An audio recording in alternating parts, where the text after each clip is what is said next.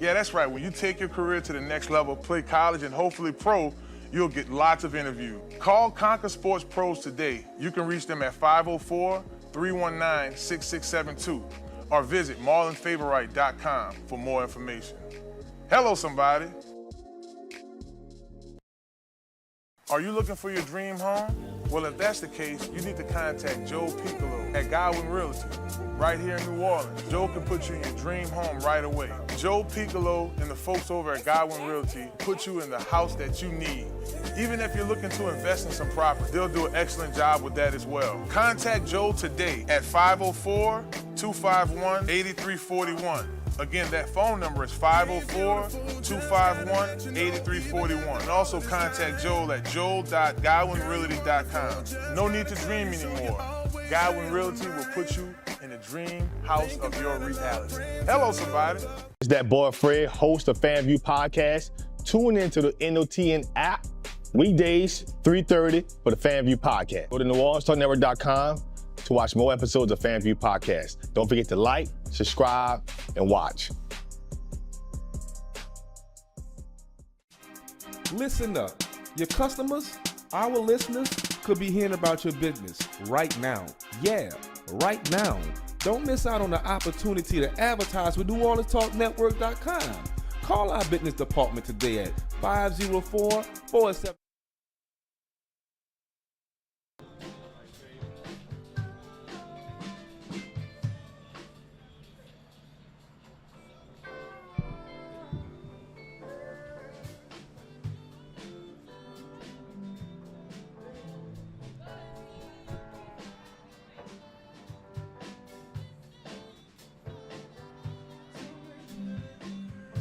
Well, hello, somebody. It's Inside the Trenches.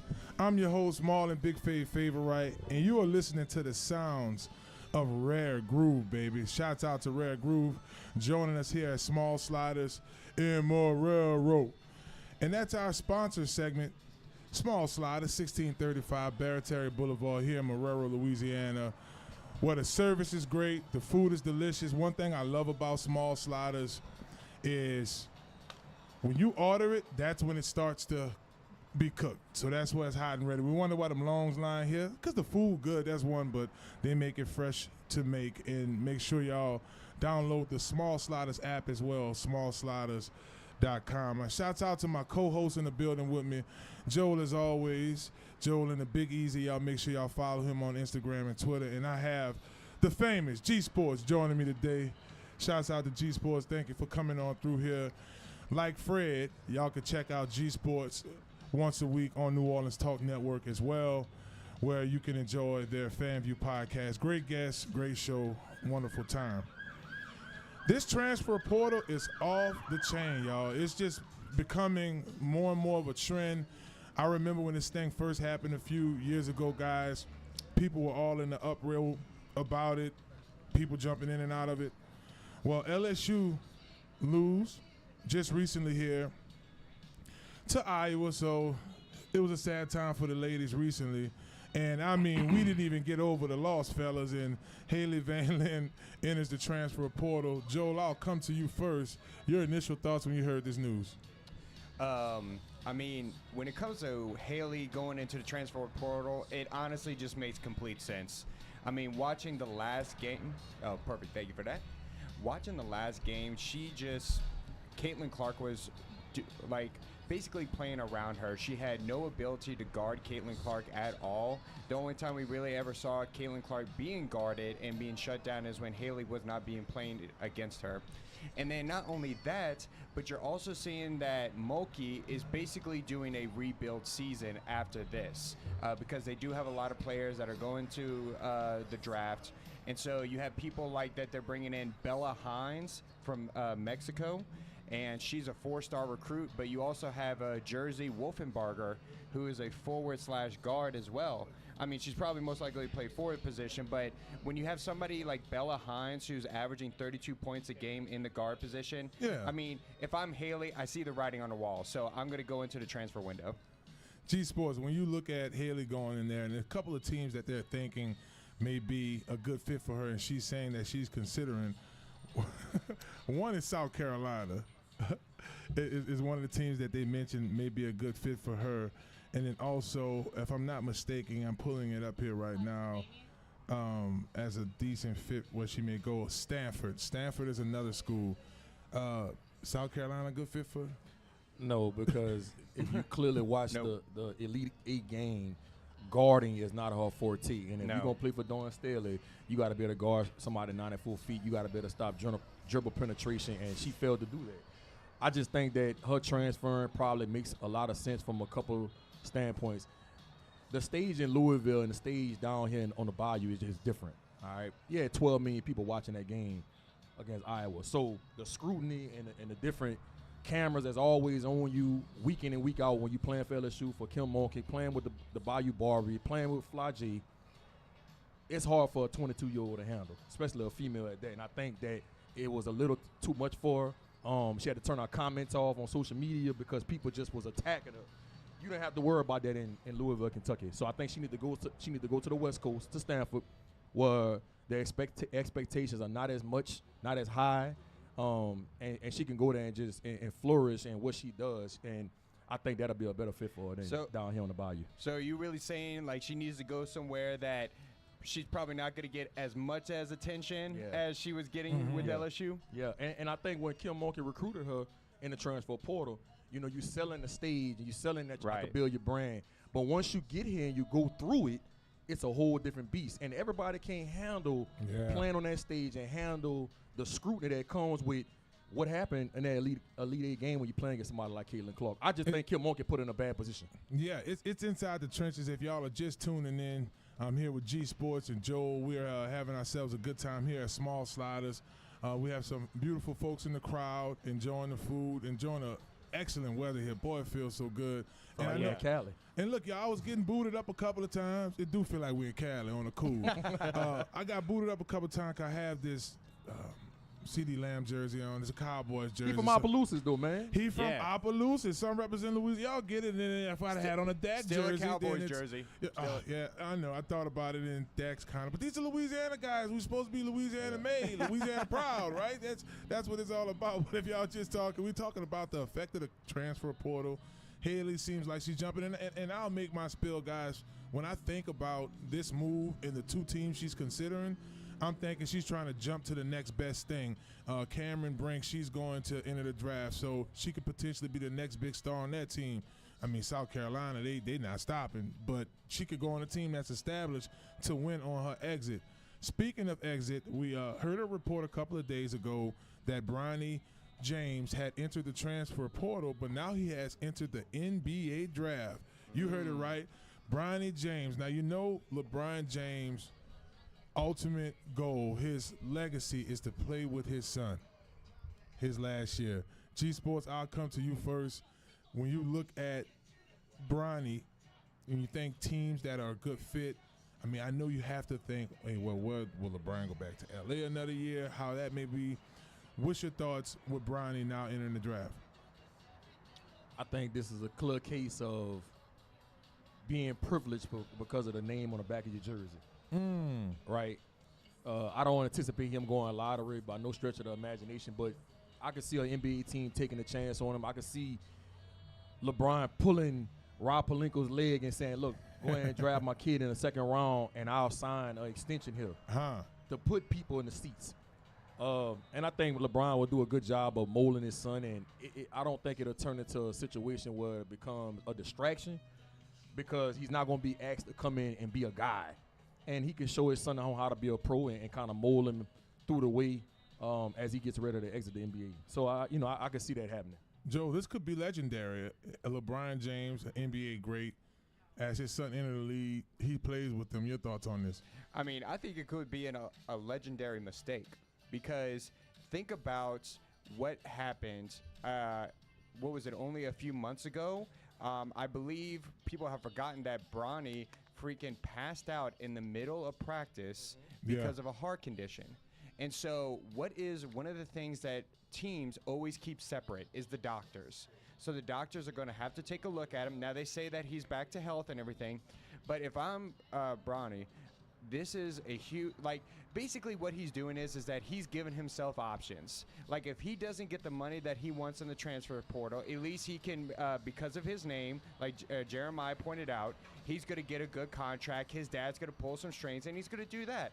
But in my opinion, any team, until I see a few years with Bronny playing healthy and having no heart conditions, would be a huge mistake. Because I'm sorry. Go ahead. No, go. You got it. No, because that is a huge thing. This is a fast-paced sport. And so when you have something like that that is extremely scary, to where the dude had to take weeks off to check his health, I think it's a big mistake for any team to take somebody on like that. It's now he did go through the medical and he was cleared to play again. That definitely, I mean, when you're entering the pros, you go through that medical portal so they can check your health before they make such a large investment. They check on you personally as well, so they already have a lot. Real quick observation for me, guy, with this is when you look at this particular situation, you think LA, you think Dallas, LeBron's relationship with Mark Cuban. He likes playing with Luka. He probably thought that would be a good fit for him as well. But here's the thing. Yes, do they go through the medical examination? Absolutely.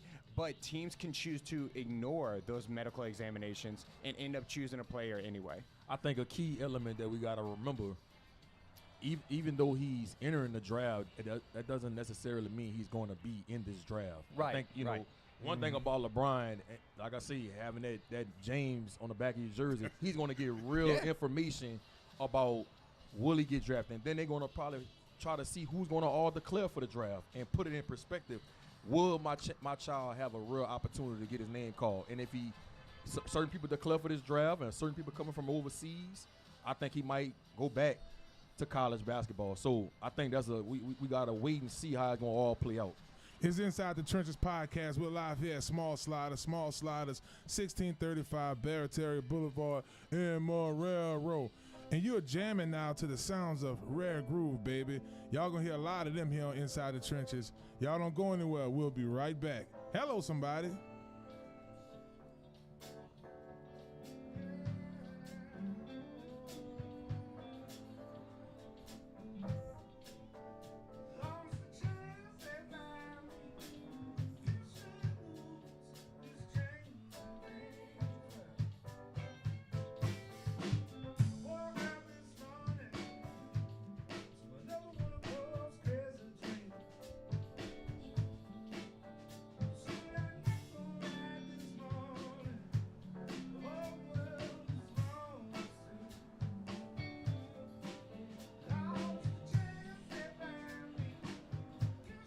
Are you a student athlete looking to take your career to the next level? Look no further than Conquer Sports Pros. That's right, Conquer Sports Pros. Our team of experts will get you guys on the right path to your student athlete journey in life. That's right, we have every position in football you need, and we also help out with other sports. At Conquer Sports Pros, you have everything from a list of consultation, training, and also media training. Yeah, that's right. When you take your career to the next level, play college and hopefully pro, you'll get lots of interviews. Call Conquer Sports Pros today. You can reach them at 504-319-6672 or visit marlonfavorite.com for more information. Hello, somebody. Are you looking for your dream home? Well, if that's the case, you need to contact Joe Picolo. Hello. G Sports in the building with me. Come on. Yeah. Rare Groove in the building with me.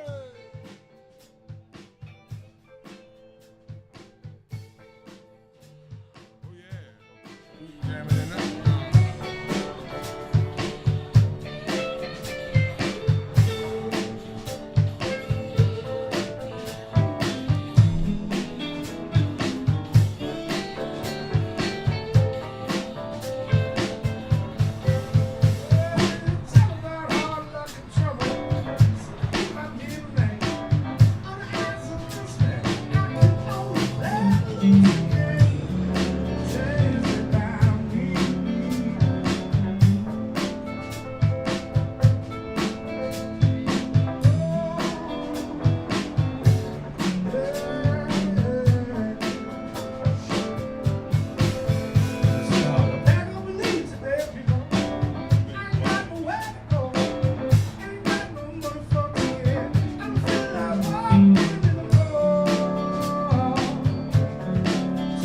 Are you a student athlete looking to take your career to the next level? Look no further than Conquer Sports Pros. That's right, Conquer Sports Pros. Our team of experts will get you guys on the right path to your student athlete journey in life. Hello, somebody. It's your boy Marlon, Big Favorite. And when I'm hungry, I like to make my way to Small Sliders, 1635 Barataria Boulevard, Marrero, Louisiana. Simple on purpose. When I tell you their burgers are delicious, has some great sauce on them, I'm telling you, when you're just hungry and just need to grab a quick bite, this is the perfect place for you. Small Sliders. The customer service is nice. It's somewhere you can bring the family, hang out and chill, enjoy the atmosphere. Now I'm a big boy, so when I like to take my Small Sliders, I like to get the biggest smalls. Double patties, bacon, cheese, you name it. Just a delicious burger. And I like to top it off with my favorite, the cookies and cream milkshake. There are 3 delicious flavors: milkshake, chocolate, vanilla, and cookies and cream. Small Sliders. Simple on purpose. Y'all come on and slide through, baby. And let them know that you...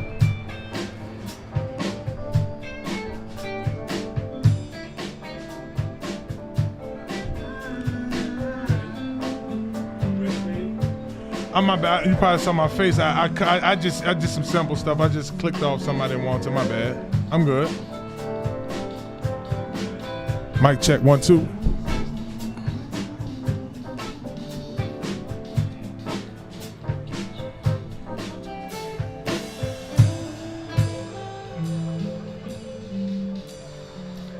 Well, hello, somebody. We're back here on Inside the Trenches podcast right here, representing that Small Sliders, enjoying ourselves. The weather is great. You're listening to the sounds of Rare Groove, baby. Y'all make sure y'all check them out every Friday. They'll be right down the street from us here at El Paso's Marrero, jamming, and you can get some delicious food over there as well.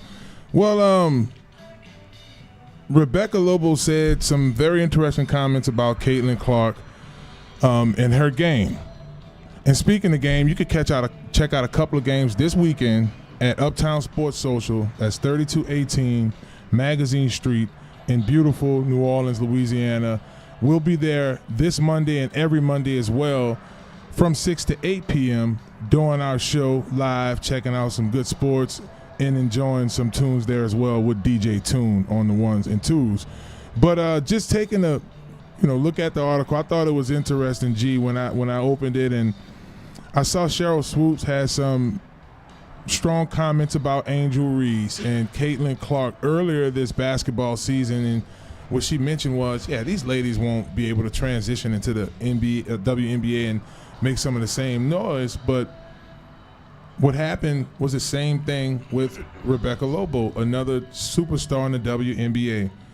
She said, for me, she is the best offensive player I've ever seen, at least in the last 30 years, that I have been either played or called women's basketball for over that time frame. Rebecca Lobo, of course, won the NCAA championship with UConn back in 1995. She said this on Get Up earlier this week on ESPN television. G Sports, when you think about those strong comments from a woman who in her own right is a legendary NCAA women's basketball player and WNBA player, do you agree with her or do you feel a bit different? This is a classic case of being a prisoner of the moment. Yeah. Right? The best offensive player we've seen in the last 30 years, she's one of them. She's not the best. I'm going to read off a couple stats to you, man, that when I heard that I was like, it was mind-boggling for me to hear her say such a thing, because I respect Rebecca Lobo. She was a great player in her own right. But let's talk about somebody like Maya Moe, who's a boot girl, played at Southwood High School. When she was at Duke, she averaged 22 points a game on 16 shots. Diana Taurasi averaged 18 points a game on 12 shots. Candace Parker, 21 points a game on 14 shots. Brianna Stewart, 19 points a game on 12 shots. Shamika Holsclaw, 23 points a game on 17 shots. Caitlin Clark averages 32 points a game on 23 shots. So she shot the ball almost 10 times more than all of those girls, right? So my thing is, if you put those same girls I just named on that Iowa team, do you not think they would be averaging the same amount of points? Do you not think they would have offensive performances where we're saying that they are the best offensive player in the last 30 years? I think so. They play with other stars. They play with other people that can score the ball. She doesn't have that same luxury. She has to average 30 points for them to be in the conversation of winning a game or having an opportunity to play for a national championship. So I just think if you switch the roles, you put Caitlin Clark on those teams that has talent, she's not doing the same thing, and we're not sitting here saying that she's the best offensive player in the last 30 years, in my humble opinion. Joe, when you take a look at what Caitlin Clark did at Iowa, G-Sport does make a good point. I mean, when you said you started to get into my years in college, Candace Parker, and I mean, we could talk about the impact that Simone Augustus along with Sylvia Fowles had at her time at LSU. But when you think of that, Joe, she is shooting more, right? So it's more opportunities, and there's less superstars on that team as well. There you go. Well, I mean, but you got to think about it, y'all. Like, no one can debate that Caitlin Clark is an incredible shooter. No doubt. Like, when you see how she plays the game, like, and you saw it against Haley. Like, poor Haley. Like, I felt bad for the girl because at the end of the day, what Caitlin does is this. Is that when you're guarding her, she sets the limit of how far she can shoot out. She's just like, hey, look how far I can be, and I can still make it in your face. But let's bring it back to what Rebecca was actually talking about. Is Caitlin Clark considered the GOAT or the best of all time? And in my opinion, no. Caitlin Clark is, in my opinion, the most influential women's basketball player that has ever played. That's the difference. Because she has brought the most attention to that, because people like shooters. People like that. Why do you think you can ask anybody. It used to be Kobe, now it's Curry, because Curry is an incredible shooter. So you got to look at the things that make a person the GOAT. So these are the three things that I look at when looking at the GOAT. So somebody who can score the most, who is an incredible scorer, somebody who's great at defense, and somebody who can win no matter what team they're on. And the thing about Caitlin Clark is that she showed us that, even because, let's be honest, and Jeremiah talked about it, is that these other players in Iowa they're good, but they're not complimenting Caitlin Clark. She is literally the team. She is, and when y'all look at when you take a look at, and we'll get into the Final Four here in a second, and the matchups, but when you look at her game, a lot of it does have to do with coaching and hard work. I mean, I saw her all-season workout. She a dog. And look, I don't want people to take out of context what I'm saying. She's a great player, and she is one of the best women's basketball players I've ever seen in my 39 years of living. But I just think that she has more opportunity because she's shooting the ball way more times than any of these great players that I just named. You think about Diana Taurasi, how great she was. Dog. Bro, she shot the ball 12 times a game. Let her shoot the ball 23 times a game and tell me what Diana Taurasi would have did. Right? And all those girls I named, they have multiple rings. They play more defense. They had to dish the ball out, more assists. So you do have to factor all of that in. Yeah. Speaking of some of great opportunities we have over here, y'all make sure y'all hit up our hot list. I need y'all to text Big Fave, that's BIGFAV, to the number 94253. Give y'all a second to get that together. That's Big Fave, BIGFAV, and that number is 94253. You get on that text list. Anytime we have a big time event, we might throw a big concert here with Rare Groove at Small Sliders. Y'all will get that information. We might give away game tickets. You might check out the NOLA Gold or the Pelicans. Y'all be sure to text, and I'll run that by y'all again. It's Big Fave, BIG 94253. All righty there. We got to take a look at this Final Four. There are some very interesting matchups. When you look on the women's side, the first game that pops in everybody's head is UConn versus Iowa. You have Paige Beckner, and you also have, as we're talking about, Caitlin Clark, one of the more prolific shooters we've seen in our game. Some greats to go with her. Joel, I'll come to you first. Your predictions in this game, you rolling with Iowa or you rolling with UConn? Dude, I'm rolling with UConn, because UConn, unlike Iowa, let's use UConn versus LSU. how did Iowa really stop LSU when it came down to it? They played a zone, and they kept at a zone the whole entire time because they knew that LSU was not able to shoot threes.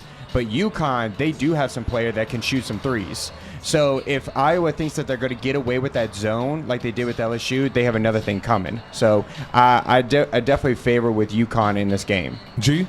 UConn hasn't won a national championship since 2016. They got a chip on their shoulder.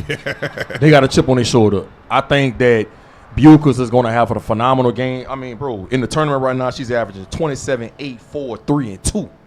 Yeah. She's filling up the box score. But I think the key player for UConn to make all of this happen on tonight is Aaliyah Edwards. She's the key down low. I think Iowa won't have an answer for her. I think she's going to, if she can stay out of foul trouble, UConn wins this game by double digits. Now, when y'all look at it from the perspective, let's go to, this is Albany 1. On the Albany 1 side with South Carolina, we got the Carolina Blue Kicks, but not the Tar Heels. But this is the battle in the Carolinas. You got South Carolina versus NC State.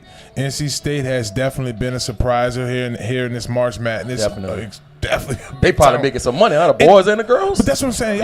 Y'all saw how political that looked. Though, think about it. First time, two schools. You got UConn men and women in it, and NC State men and women. That just ironic? But they used to that in stores. They ain't used to that in Raleigh, North Carolina. They probably making some money at Small Sliders and Buffalo Wild Wings. They making some money down there in Raleigh, North Carolina. They got that sponsor right money. Yeah, they making some bread. Hello, you better believe it. You won't spend money when you winning. And when you talk about winning, y'all, and I'm with you, Joel. I want to see UConn win it. I do, but I know the public probably want to see Caitlin Clark. Oh yeah, in the matchup. She's the golden girl. With who? NC State or South Carolina? South Carolina will win it all, if you ask me. Now, Joel, go ahead. Who you got? I mean, I think with Jeremiah, we're on the same page. I don't know. I feel like NC State is gonna just take it. All right. NC State, G, real quick. NC State, no star power. Isaiah James is their best player. You got to root for them. You know they got a boot girl on their team. That's right, from Slidell. Mimi Collins. Collins. Right. So you kind of want to root for the underdog, but I don't see them winning against South Carolina. Just too much. And I'll go real quick on the men's side. Purdue going to the national championship, and they're going to win.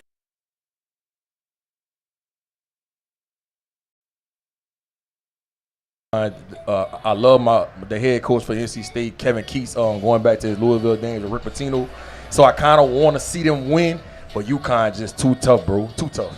Okay, NC State men take on Purdue, and of course you got UConn. Who you got, Joe? I see Purdue definitely taking it against NC State. And then when it comes to UConn is just UConn. Like they're going to go. So we're going to see UConn versus Purdue. Yeah, I don't think Alabama going to be able to pull it off. They don't play no defense. They have no defense. We're going to take no defense. We're going to take a quick break here. We'll come on and get on back here on this wonderful show. We're enjoying this evening. I want to thank our sponsor as well, Uptown Sports Social, for what they do. We'll be back here on Inside the Trenches on ESPN New Orleans. Watch out there now.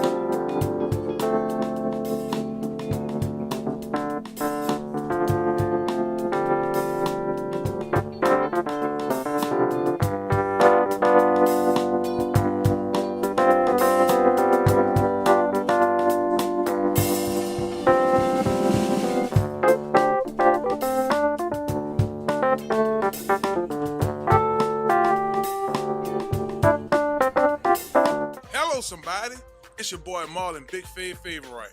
And when I'm hungry, I like to make my way to Small Sliders, 1635 Barataria Boulevard, Marrero, Louisiana. Simple on purpose. When I tell you their burgers are delicious, has some great sauce on them, I'm telling you, when you're just hungry and just need to grab a quick bite, this is the perfect place for you. Small Sliders. The customer service is nice. It's somewhere you can bring the family, hang out and chill, enjoy the atmosphere. Now I'm a big boy, so when I like to take my Small Sliders, I like to get the biggest smalls. Double patties, bacon, cheese, you name it. Just a delicious burger. And I like to top it off with my favorite, the cookies and cream milkshake. There are 3 delicious flavors: milkshake, chocolate, vanilla, and cookies and cream. Small Sliders. Simple on purpose.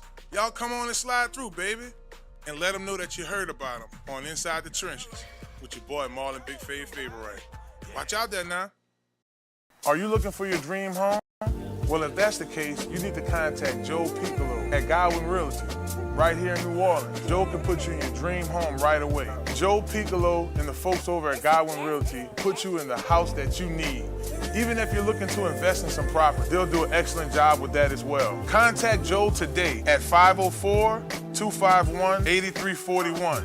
Again, that phone number is 504-251-8341. And also contact Joel at joel.godwynrealty.com. No need to dream anymore. Godwyn Realty will put you in the dream house of your reality. Hello, somebody. Well, hello. It's Marlon, Big Fave Favorite with Inside the Trenches podcast. Are you looking for a brand new car? Or you're tired of what you're driving around in? Or you just need wheels? Well, if that's the case, you need to visit Montero Motors, 1512 North Causeway, Metairie, Louisiana. At Montero Motors, our buddy Alberto will get you in a vehicle that fits you that day with no problem. They have vehicles that are pre-owned. You can do a trade-in that day and ride off in something that day. Visit MonteroMotors.com for more information and let them know you heard about them on Inside the Trenches podcast. Hello. Hello, somebody. It's Marlon, Big Fave Favorite with Inside the Trenches podcast. Do you need a quick car wash?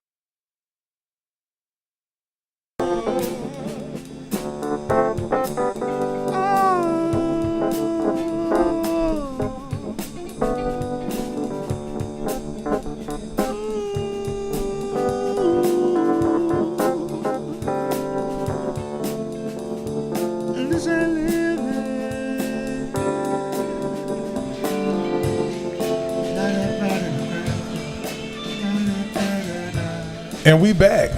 Oh yeah, it's Inside the Trenches. I'm your host, Marlon, Big Fave Favorite, and we are at Small Sliders, 1635 Barataria Boulevard in Marrero. We representing and enjoying ourselves, and we groovy today. I mean, you couldn't ask for better weather.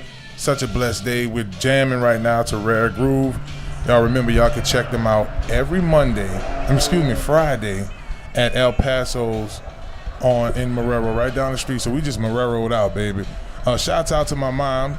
They call her Auntie Jetty, Mary Favorite. She has her birthday today, so happy birthday to mom. Happy birthday. Happy birthday to moms, man. And Mike coaches at Shaw, but we got some Shaw Eagles in the building. I see Mike and everybody over here. My man Desmond representing, having lunch with us. So y'all come out and join us, get some lunch, enjoy yourselves, because we're having ourselves a grand time. The Pelicans, on the other night, they experienced a loss against the Magic, 17-108. It was C.J. McCollum kind of having them bounce back a little bit here in that second half of the game, Joe. Yeah, absolutely. McCollum coming out, scoring 36 points. I mean, but McCollum is always he's been consistent like that. So I really hope that the Pelicans can really pick up their game, because if I'm McCollum, I can see him, if it doesn't work out this year, maybe another year, but then eventually maybe wanting to go to another team, because McCollum is just doing such a great job. He's really pulling his weight, and I'm really, really happy for him and what he's been doing. Man, something that I saw in the game that stuck out on the Magic side, and it really caught me by surprise.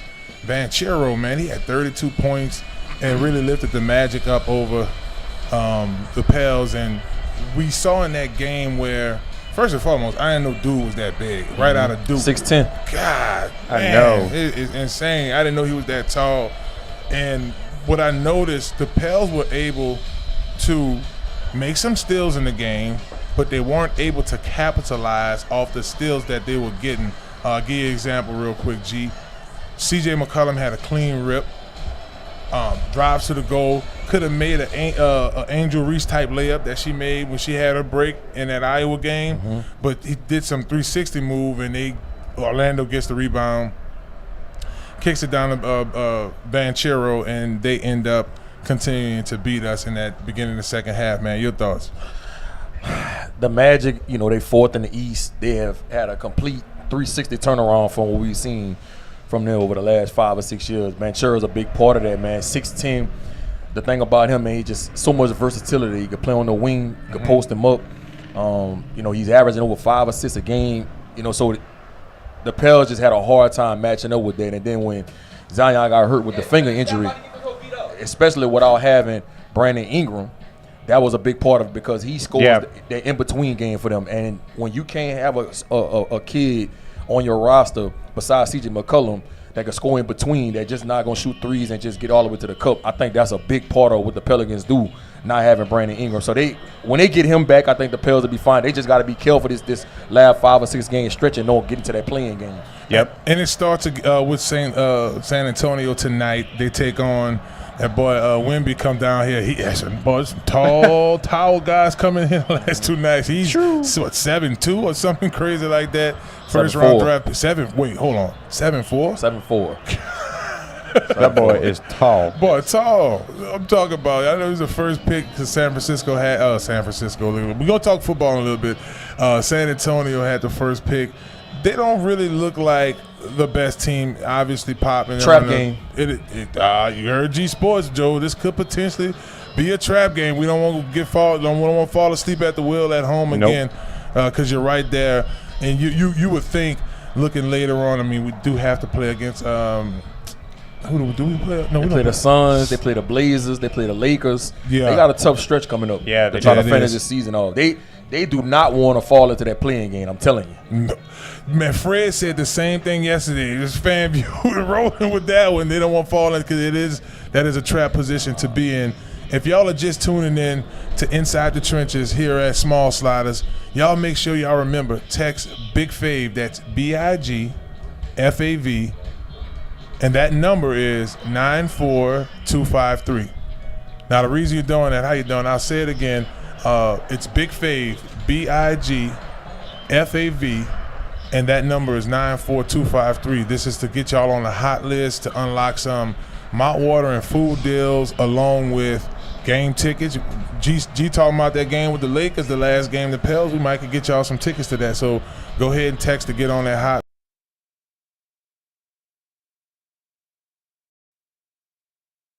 game. It's in the blender again at the Smoothie King Center.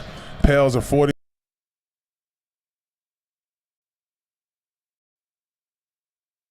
under. Joe, I don't know if you're much of an ESPN bet guy to take that over or under. Just be on the safe side. I mean, the ESPN bets knows what they're talking about. I mean, if the Pelicans can't beat the Spurs, then we have a lot more trouble than this. Yeah, we would be in an uproar if that doesn't happen. But I do believe now Zion did suffer a finger injury, so he was a bit limited.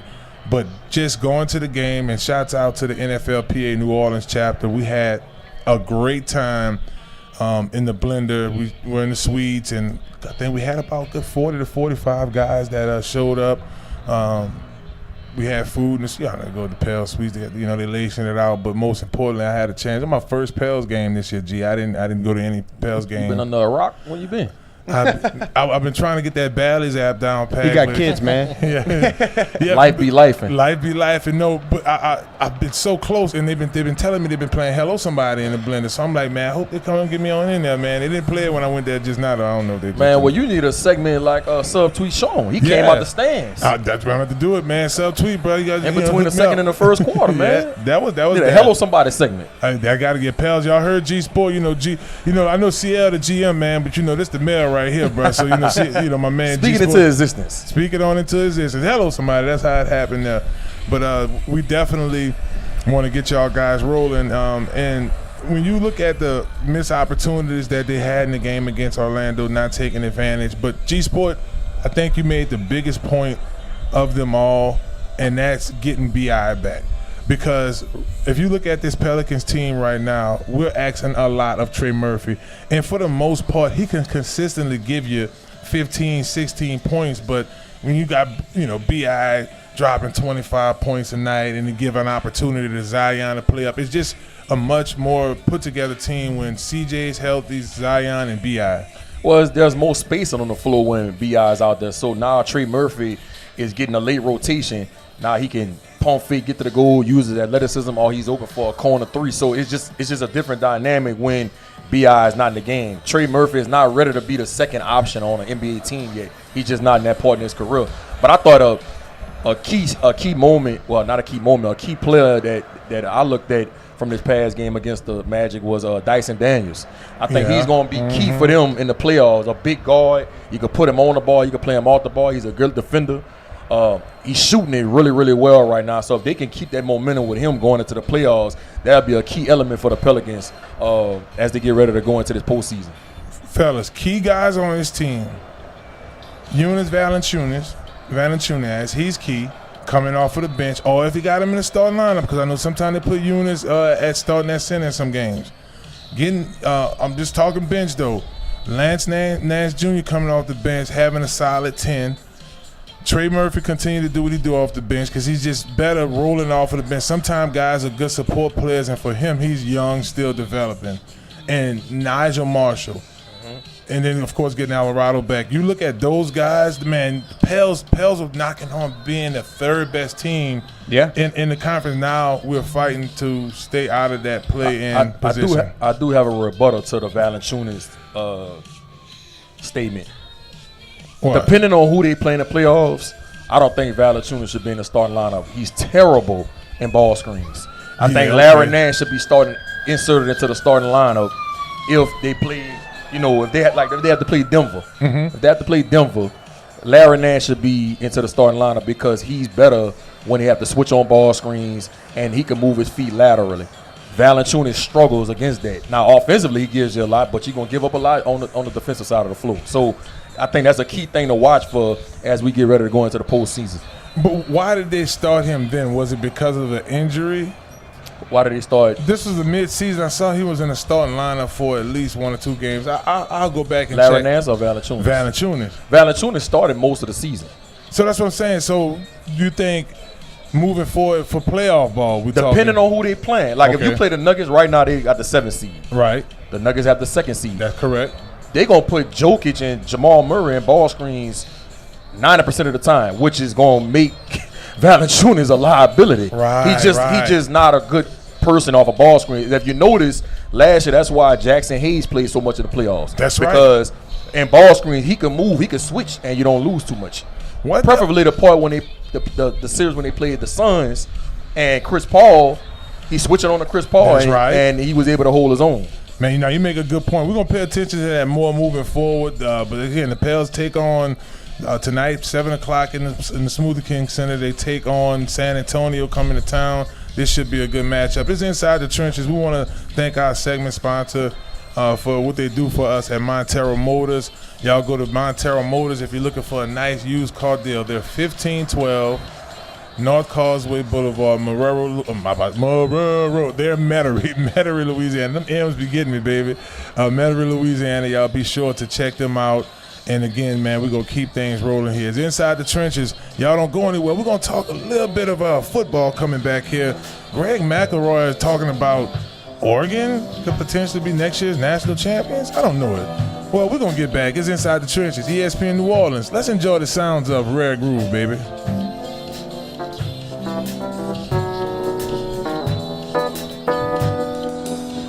I see them crystal raindrops fall, and the beauty of it all is when the sun comes shining through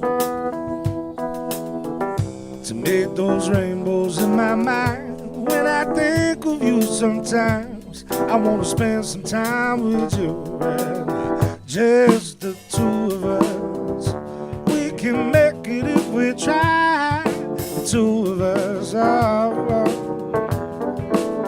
just the two of us. Building castles in the sky. Two of us, oh, you and I. We look for love, no time for tears. Wasted water's all that is. It don't make no flowers grow, no. Good things might come to those who wait, not for those who wait too late. We gotta go for all we know right now. Just the two of us. We can make it if we try. The two of us, oh, oh. Just the two of us. Building castles in the sky. The two of us, you and I.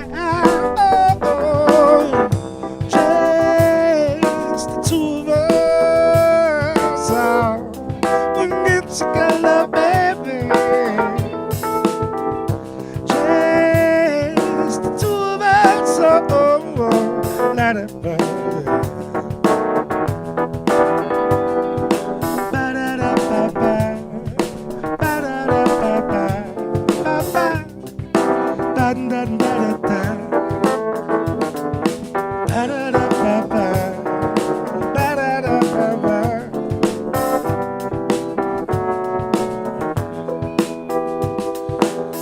I guess you wonder where I've been. I searched to find a love thing. I came back to let you know. Got a thing for you, and I can't let go. My friends wonder what is wrong with me. It's in a minute days from your love, you see. I came back to let you know. Got a thing for you, and I can't let go. Some people go around the world for love. They'll never find what they dream of. What you want to do for love? You try everything, but you don't give up. In my world, only you made me do for love what I would not do. My friends wonder what is wrong with me. It's in a minute days from your love, you see. I came back to let you know. Got a thing for you, and I can't let go. Just the two of us.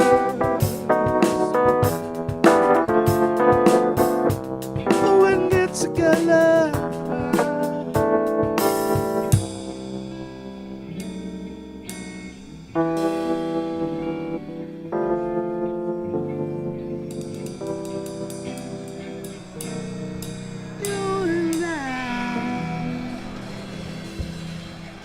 Oh yeah, baby.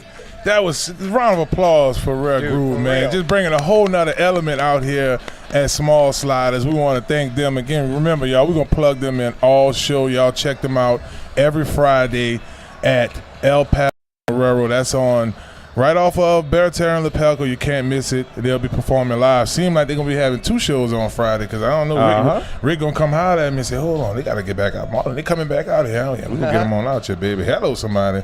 So we're going to switch gears. I just finished enjoying my hoop dream. Shouts out to my man G-Sport being here with me, Joel. We're here.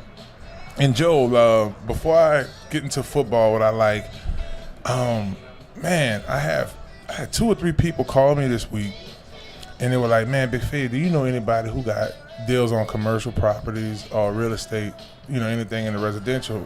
And I'm like, I don't know much about it, but Joel does. Yes, sir. No, absolutely. Especially right now, prices are going down, everybody, especially when it comes to commercial property. Commercial property is actually seeing one of the biggest dips that we've ever seen in probably 10 years now. And so if you're looking into commercial space, if you're looking into residential, this is the time to buy now. I know y'all are saying interest rates are high, homeowner insurance is high. I understand that, but guess what happens when those things are high?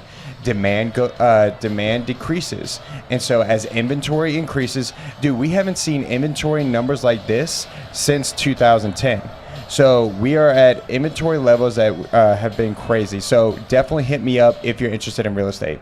Definitely, and that's Joe at GodwynRealty.com. That's Godwyn, Godwyn Realty. They're right here in New Orleans as well. Joe's off of Sophie, right? You can't miss it on the corner of Sophie, right where magazine. You'll see that big G right there. Holler at Joe, say, man, Joe, I heard you on this side of the trenches, man. What's happening with it? He gonna get the party going for you. So, Greg McElroy of ESPN, yeah, he's does college football with SEC every once in a while. Does a great job commentating. I think he covers the college's games well. Played at Alabama. Gee, he believes that the Oregon Ducks will win the national championship this year. Do you agree with him on that? I don't know. No, they'll definitely be in the 12-team playoff, but winning it, I don't know what he's looking at. Maybe he sees something we don't see. If I had to pick somebody today, and this could change once fall camp rolls around, will be Ohio State. I would lean towards Ohio State. I don't know if you saw what I had texted you earlier, but I was like, Ohio State, Georgia, Michigan. I mean, I threw LSU in the LGP. We definitely got them. Which they're going to be in the I think they'll be in the 12. I mean, that's my – because when you look at putting these teams together and when you start rating them, you start looking at positions, right? You go quarterback. Joe, the quarterback has to be on point. Oh, yeah. You start looking towards, how their line looks. We knew that Florida State was going to be decent this year because they had a line. Yep. So do you think Oregon will – I'm going to just say this. Do you think they're a preseason top 5 team? I mean, I would say yes, because Oregon State is just one of those teams that – Oregon. Oh, sorry. That's my fault. The Ducks, not the Beavers. That's I could. Sorry, yeah. Oregon. So – I believe yes with Oregon because it's always just that college that everybody looks for. I mean, they have the main Nike facility right there, so a lot of top college recruits, and they have a lot of money to play around with to bring in that top talent. So I would say yes, but we'll have to see, just like Jeremiah said, after we start seeing practices going around. Because you got to think about it. They still going to have another window for the transfer portal. So teams going to still be able to add. Some teams going to lose. So it's kind of hard to say that definitively that somebody's going to be a national champion. But if I had to put my eggs in one basket right now, it would be Ohio State just from what they got coming back. Allen Will Howard, the quarterback from Kansas State, and just the conference then because I think that the Big Ten is going to be down this year. I mean, look at the talent that comes out of Ohio State. I mean, Sean Payton loves him some Ohio State. Yeah. He sure does. And I think when you look at it from the perspective of teams in place for next season, Dan Lanning's name was in the hat to get the Alabama job. He stayed at Oregon. I mean, all that Nike out there, I stayed too. But look what he was able to do in the transfer portal. He has Dylan Gabriel. Dylan Gabriel is projected to be one of the top quarterbacks in next year's draft. Yep. Did an excellent job at Oklahoma. So, I mean, I see where he's coming from. They can't stop nobody. Yeah, that's the whole thing. And with the switch up now, too, G, if I'm not mistaken, Oregon, USC, UCLA, those teams are moving to the Big Ten. So that's a bold prediction. First of all, you come in new water. We saw, I ain't gonna lie, Texas and Oklahoma. I'm gonna say more Texas. They coming in with a little, hey, we beat Alabama first game. We ready for the SEC. And Texas got that money now. That money long in Texas. But don't sleep on Brent Venables now. Come on now. His time at Clemson, he knows how to beat SEC opponents too. Yeah. And play with the best of the best. I think Brent, this is his 3rd season as the head coach of Oklahoma. Don't sleep on Brent Venables. I mean, I know LSU got them the last game of the season, right? LSU, damn, that's right. They sure do. Look, don't sleep on Brent Venables now. I was also, y'all, just on Sports Illustrated looking at some of the top teams coming into next year. I started just kind of dance through them. 25, Wisconsin, Louisville at 24, Lincoln Riley and his USC team at 23. Now, they got a long way to go. They have a long way to go. And I will say this too, y'all, for our listeners. of course, the football season isn't anytime close, but this is way too early from Roy, from Greg McElroy, and this is way too early from us and Sports Illustrated. It's just fun to talk about. Speaking of things that's fun to talk about, I see a young lady there with a Cowboy shirt on. It says Cowboys run the East. She's getting her food up. You see, I got the Cowboys. You are not even a fan. You are not even a fan. Stop it. What are you Just doing? stop it. Just stop it. Whose side are you on? Stop it. I'm on the NFL side. My man is cherry picking just to make himself feel better. Look, this lady rolled up. Y'all saw I didn't make this up. We don't know each other. The LSU faithful is rolling over right now. Oh man, You rolling over. You made that lady except have Damone hope. Clark. Except Damone Clark, he's not really. Dude, That's my next jersey, the Damone Clark. See, I keep Marlon, it Louisiana. Marcus Spears probably You have a just problem. made that lady have Marcus hope jersey. That's my that throwback. there's somebody who actually, besides her, that likes the Dallas Cowboys here. And just so happened to be a guy who played for the Saints, won a Super Bowl with them. See, I'm not nitpicking nothing like that. You just picked the wrong time to wear it. What you mean? You wear that to like a family function. Well, later on in the show, we got to talk a little bit of college football and the NFL draft.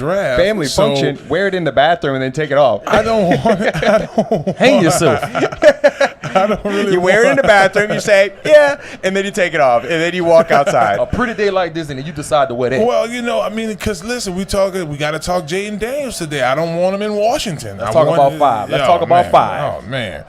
We're going to keep going on down this list here. Utah at 17. We're just going through Tennessee.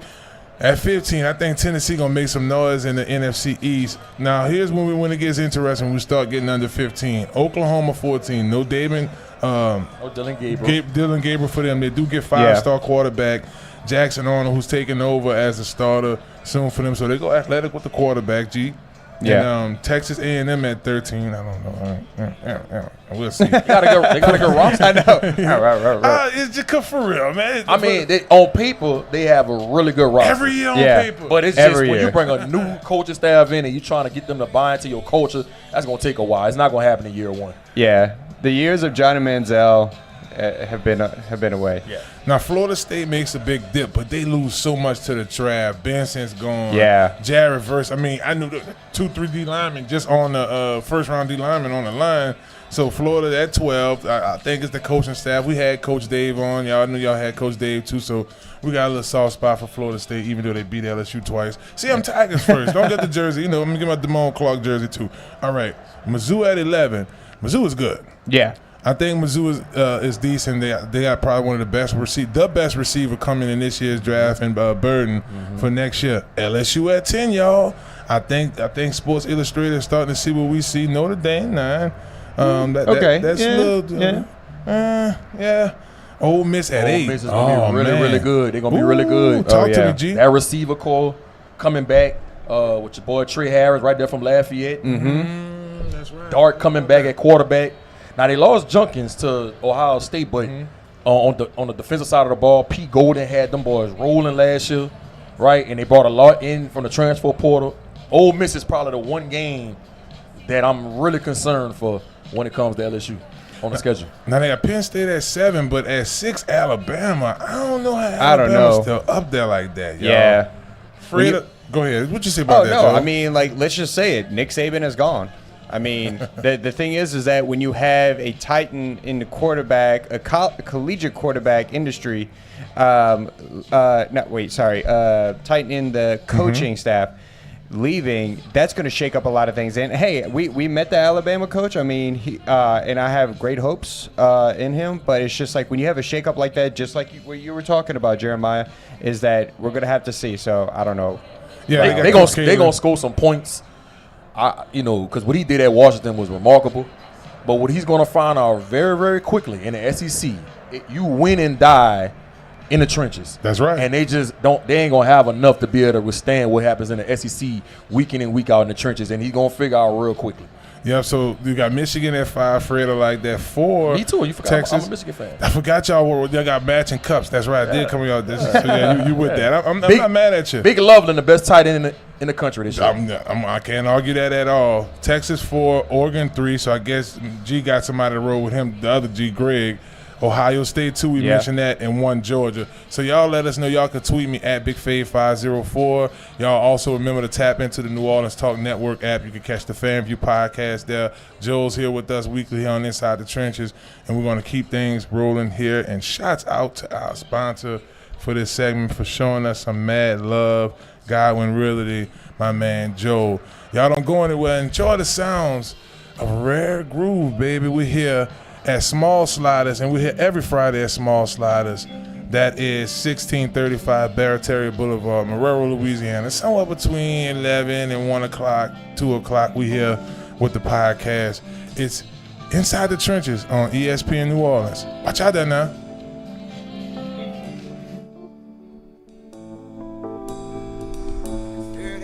Of the Gulf Stream, I hear the south winds moaning, and bridges are getting lower, the shrimp boats are coming home.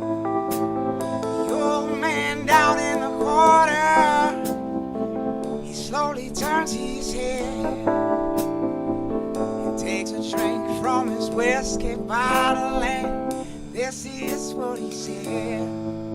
I was born in the rain on the Poncha train underneath the Louisiana moon.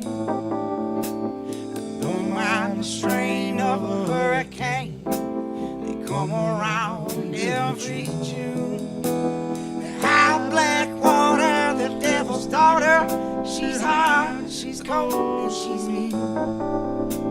But nobody taught her it takes a lot of water wash away New Orleans.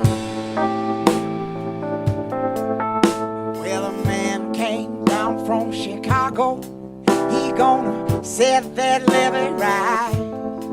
He said it needs to be at least 3 feet higher, he won't make it through the night. Then the old man down from the quarter, he said, don't you listen to that boy, water be down by the morning, and he'll be back to Illinois. I was born in the rain on the Poncha train underneath the Louisiana moon. I don't mind the strain of a hurricane, they come around every June. The high black water, the devil's daughter, she's hard, she's cold, and she's mean. Nobody taught her it takes a lot of water to wash away New Orleans.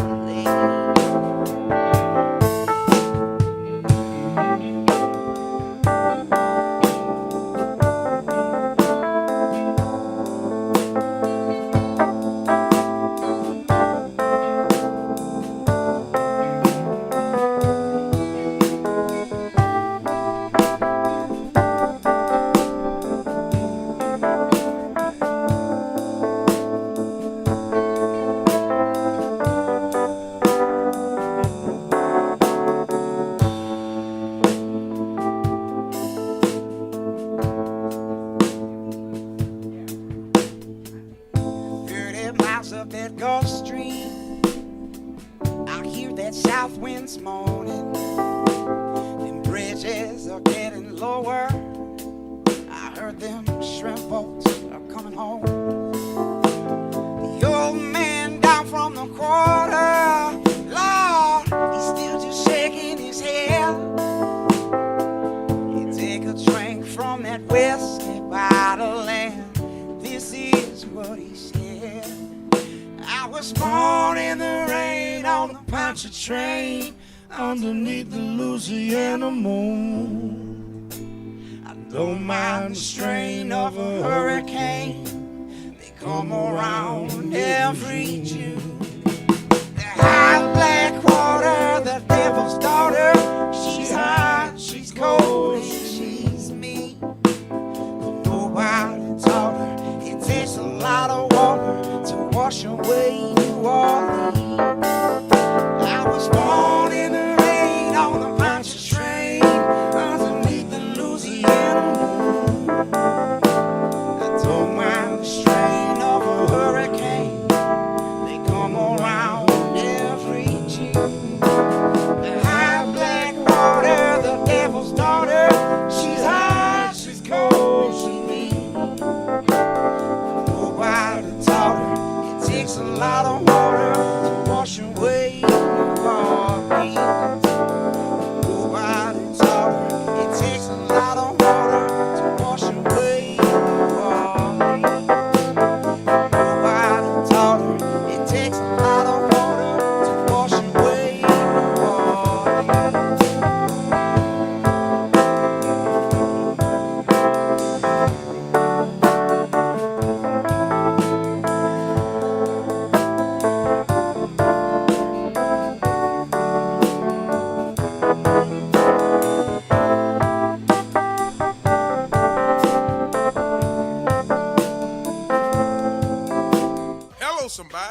It's your boy Marlon, Big Fave Favorite.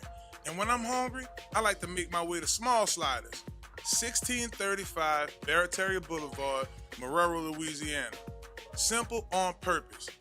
When I tell you their burgers are delicious, have some great sauce on them, I'm telling you, when you're just hungry and just need to grab a quick bite, this is the perfect place for you. Small Sliders. The customer service is nice. It's somewhere you can bring the family, hang out and chill, enjoy the atmosphere. Now I'm a big boy, so when I like to take my Small Sliders, I like to get the biggest smalls. Double patties, bacon, cheese, you name it. Just a delicious burger. And I like to top it off with my favorite, the cookies and cream milkshake. There are 3 delicious flavors: milkshake, chocolate, vanilla, and cookies and cream. Small Sliders. Simple on purpose. Y'all come on and slide through, baby. And let them know that you heard about them on Inside the Trenches with your boy Marlon, Big Fave Favorite. Watch out there now. Are you looking for your dream home? Well, if that's the case, you need to contact Joe Picolo at Godwyn Realty, right here in New Orleans. Joe can put you in your dream home right away. Joe Picolo and the folks over at Godwyn Realty put you in the house that you need. Even if you're looking to invest in some property, they'll do an excellent job with that as well. Contact Joe today at 504-251-8341. Again, that phone number is 504-251-8341. And also contact Joel at joel.godwynrealty.com. No need to dream anymore. Godwyn Realty will put you in the dream house of your reality. Hello, somebody. Well, hello, it's Marlon Big.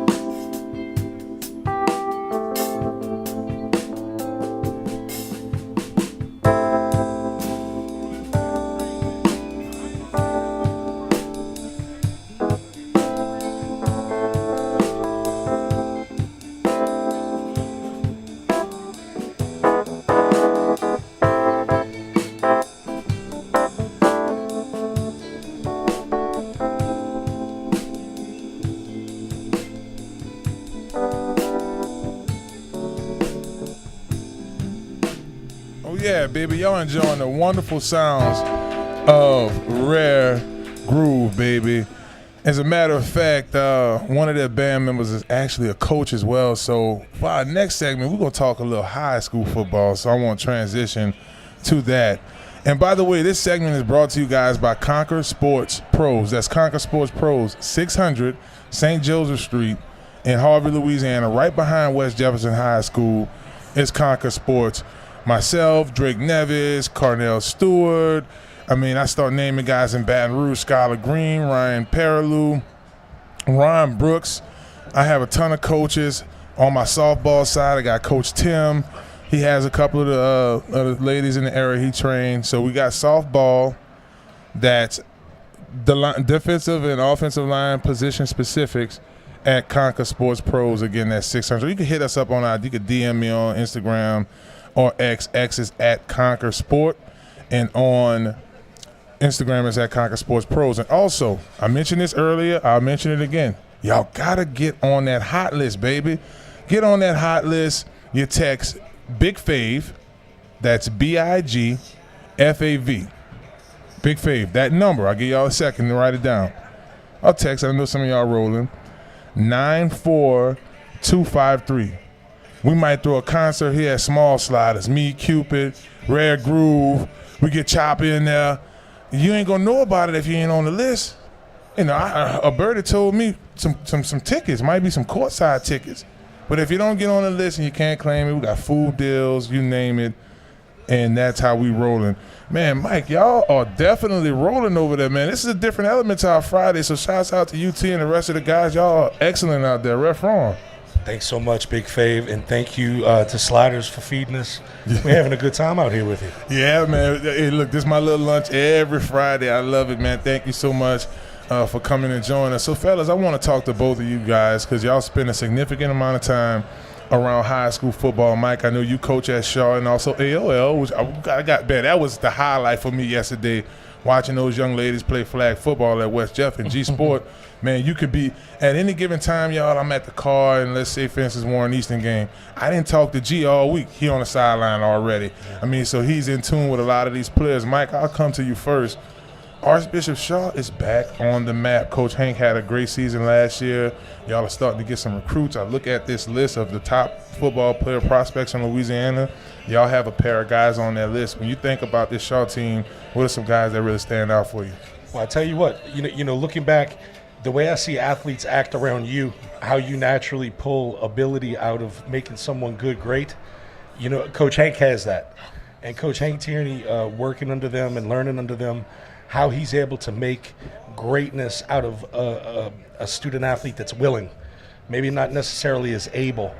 What he's able to make with what he works with has always been very humbling to me and impressive.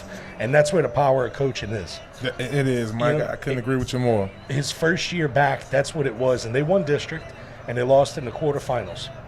This past season was a very good test of will. You know, we had a difficult season. We won district.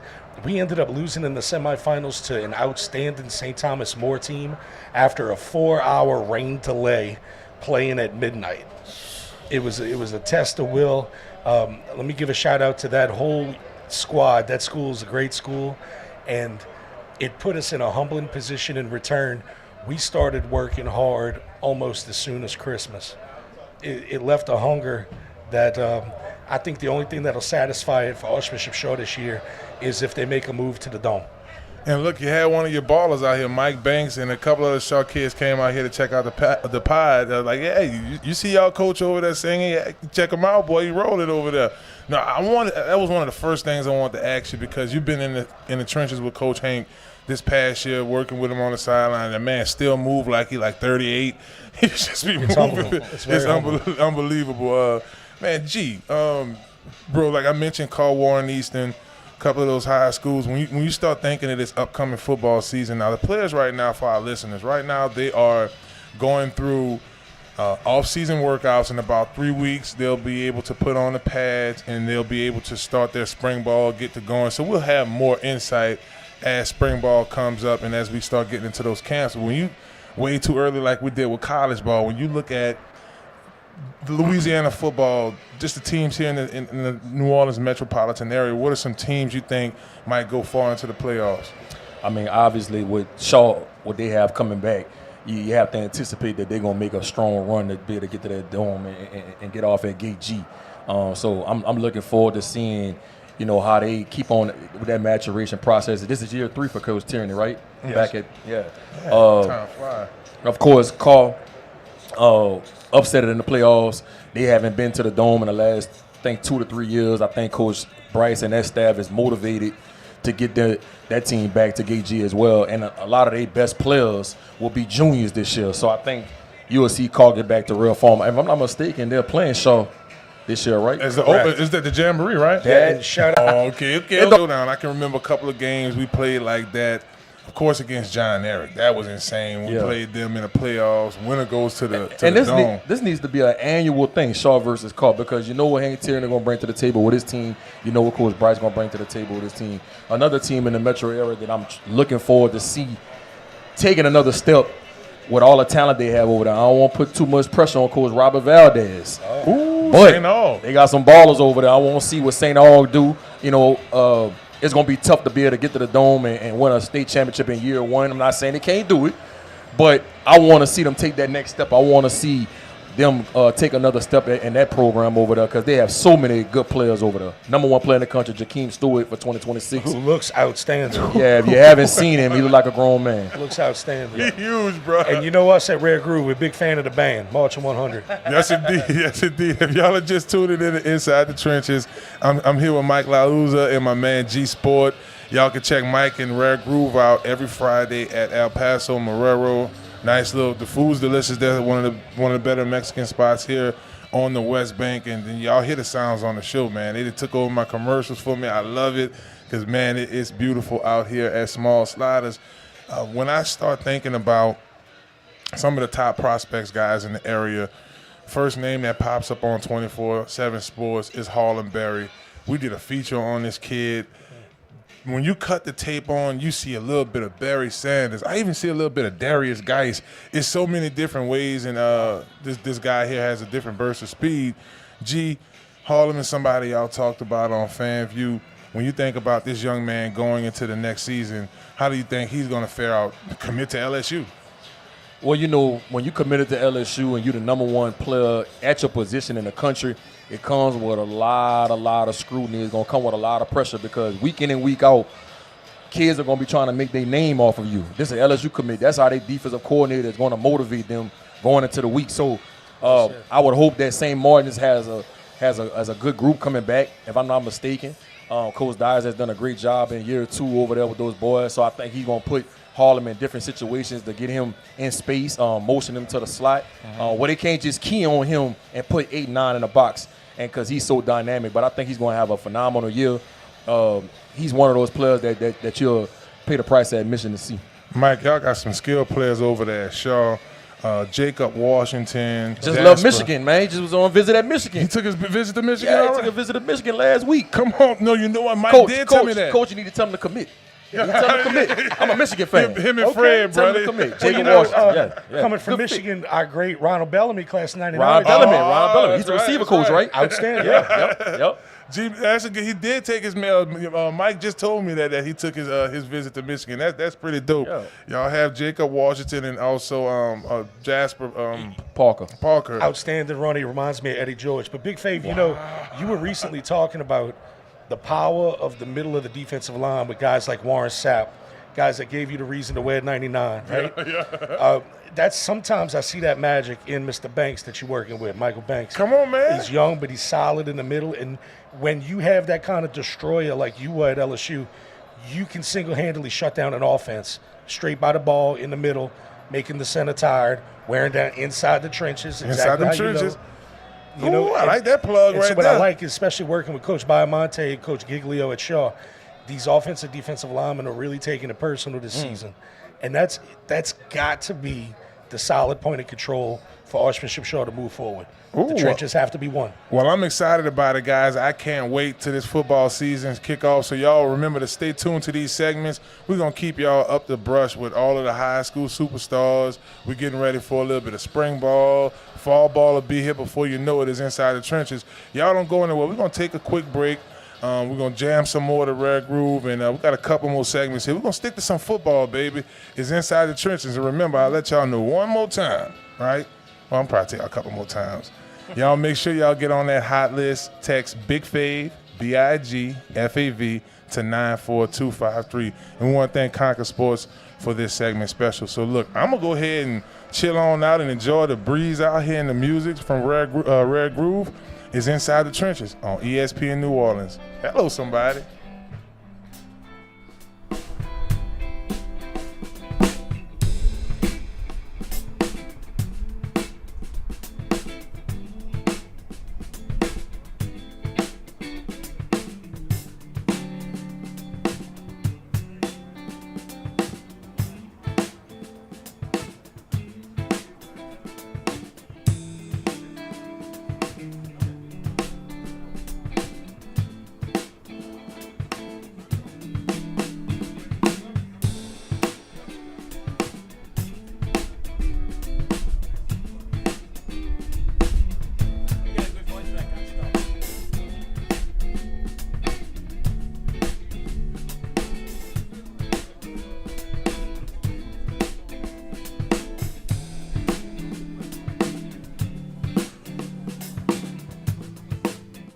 somebody.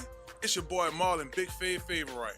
And when I'm hungry, I like to make my way to Small Sliders, 1635 Barataria Boulevard, Marrero, Louisiana. Simple on purpose. When I tell you their burgers are delicious, have some great sauce on them, I'm telling you, when you're just hungry and just need to grab a quick bite, this is the perfect place for you. Small Sliders. The customer service is nice. It's somewhere you can bring the family, hang out and chill, enjoy the atmosphere. Now I'm a big boy, so when I like to take my Small Sliders, I like to get the biggest smalls. Double patties, bacon, cheese, you name it. Just a delicious burger. And I like to top it off with my favorite, the cookies and cream milkshake. There are 3 delicious flavors: milkshake, chocolate, vanilla, and cookies and cream. Small Sliders. Simple on purpose. Y'all come on and slide through, baby. And let them know that you heard about them on Inside the Trenches with your boy Marlon, Big Favorite. Watch out there now. Are you looking for your dream home? Well, if that's the case, you need to contact Joe Picolo at Godwyn Realty, right here in New Orleans. Joe can put you in your dream home right away. Joe Picolo and the folks over at Godwyn Realty put you in the house that you need. Even if you're looking to invest in some property, they'll do an excellent job with that as well. Contact Joe today at 504-251-8341. Again, that phone number is 504-251-8341. And also contact Joel at joel.godwynrealty.com. No need to dream anymore. Godwyn Realty will put you in the dream house of your reality. Hello, somebody. Well, hello. It's Marlon, Big Favorite with Inside the Trenches podcast. Are you looking for a brand new car? Or you're tired of what you're driving around in? Or you just need wheels? Well, if that's the case, you need to visit Montero Motors, 1512 North Causeway, Metairie, Louisiana. At Montero Motors, our buddy Alberto will get you in a vehicle that fits you that day with no problem. They have vehicles that are pre-owned. You could do a trade-in that day and ride off in something that day. Visit MonteroMotors.com for more information and let them know you heard about them on Inside the Trenches podcast. Hello. Hello, somebody. It's Marlon, Big Favorite with Inside the Trenches podcast. Do you need a quick car wash? Well, if that's a yes, you need to visit Crown Car Wash, 1336 Stumpf Boulevard, Gretna, Louisiana, on the West Bank, baby. Crown's the best. You get a spotless wash, nice clean tires, reasonable pricing, and free vacuuming. My favorite part about Crown Car Wash, they open 24/7. That's right, 24 hours a day, 7 days a week. You can visit Crown Car Wash on the West Bank, baby, and let them know you heard about them on Inside the Trenches podcast with Marlon, Big Favorite. Watch out there now. It's that boy Fred, host of FanView Podcast. Tune into the NOTN app weekdays, 3:30 for the FanView Podcast. Go to NewOrleansTalkNetwork.com to watch more episodes of FanView Podcast. Don't forget to like, subscribe, and watch. Listen up. Your customers, our listeners, could be hearing about your business right now. Yeah, right now. Don't miss out on the opportunity to advertise with NewOrleansTalkNetwork.com. Call our business department today at 504-475-4793 to hear about our great rates. NewOrleansTalkNetwork.com. We provide the people, you provide the business.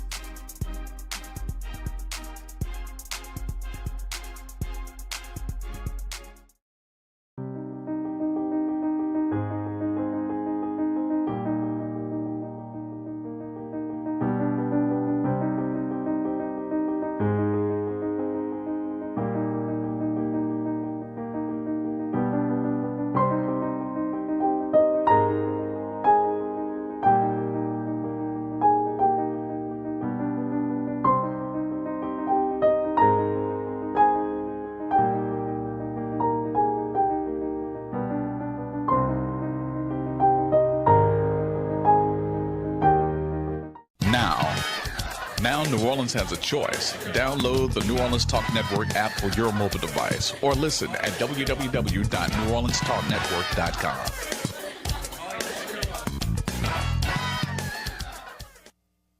Hello, somebody. It's Marlon, Big Favorite with Inside the Trenches podcast. Do you need a quick car wash? Well, if that's a yes, you need to visit Crown Car Wash, 1336 Stumpf Boulevard, Gretna, Louisiana, on the West Bank, baby. Crown's the best. You get a spotless wash, nice clean tires, reasonable pricing, and free vacuuming. My favorite part about Crown Car Wash, they open 24/7. That's right, 24 hours a day, 7 days a week. You can visit Crown Car Wash on the West Bank, baby, and let them know you heard about them on Inside the Trenches podcast with Marlon Big Favorite Wright. Watch out there now. Are you a student athlete looking to take your career to the next level? Look no further than Conquer Sports Pros. That's right, Conquer Sports Pros. Our team of experts will get you guys on the right path to your student athlete journey in life. That's right, we have every position in football you need, and we also help out with other sports. At Conquer Sports Pros, You done me wrong, you be sorry someday. Sorry.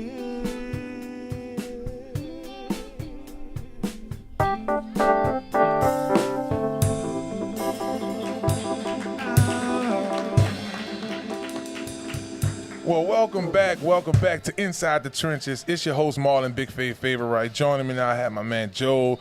You can follow him at Joel in the Big Easy and G Sports at G Sports. And you can check out the FanView podcast every week right here on New Orleans Talk Network.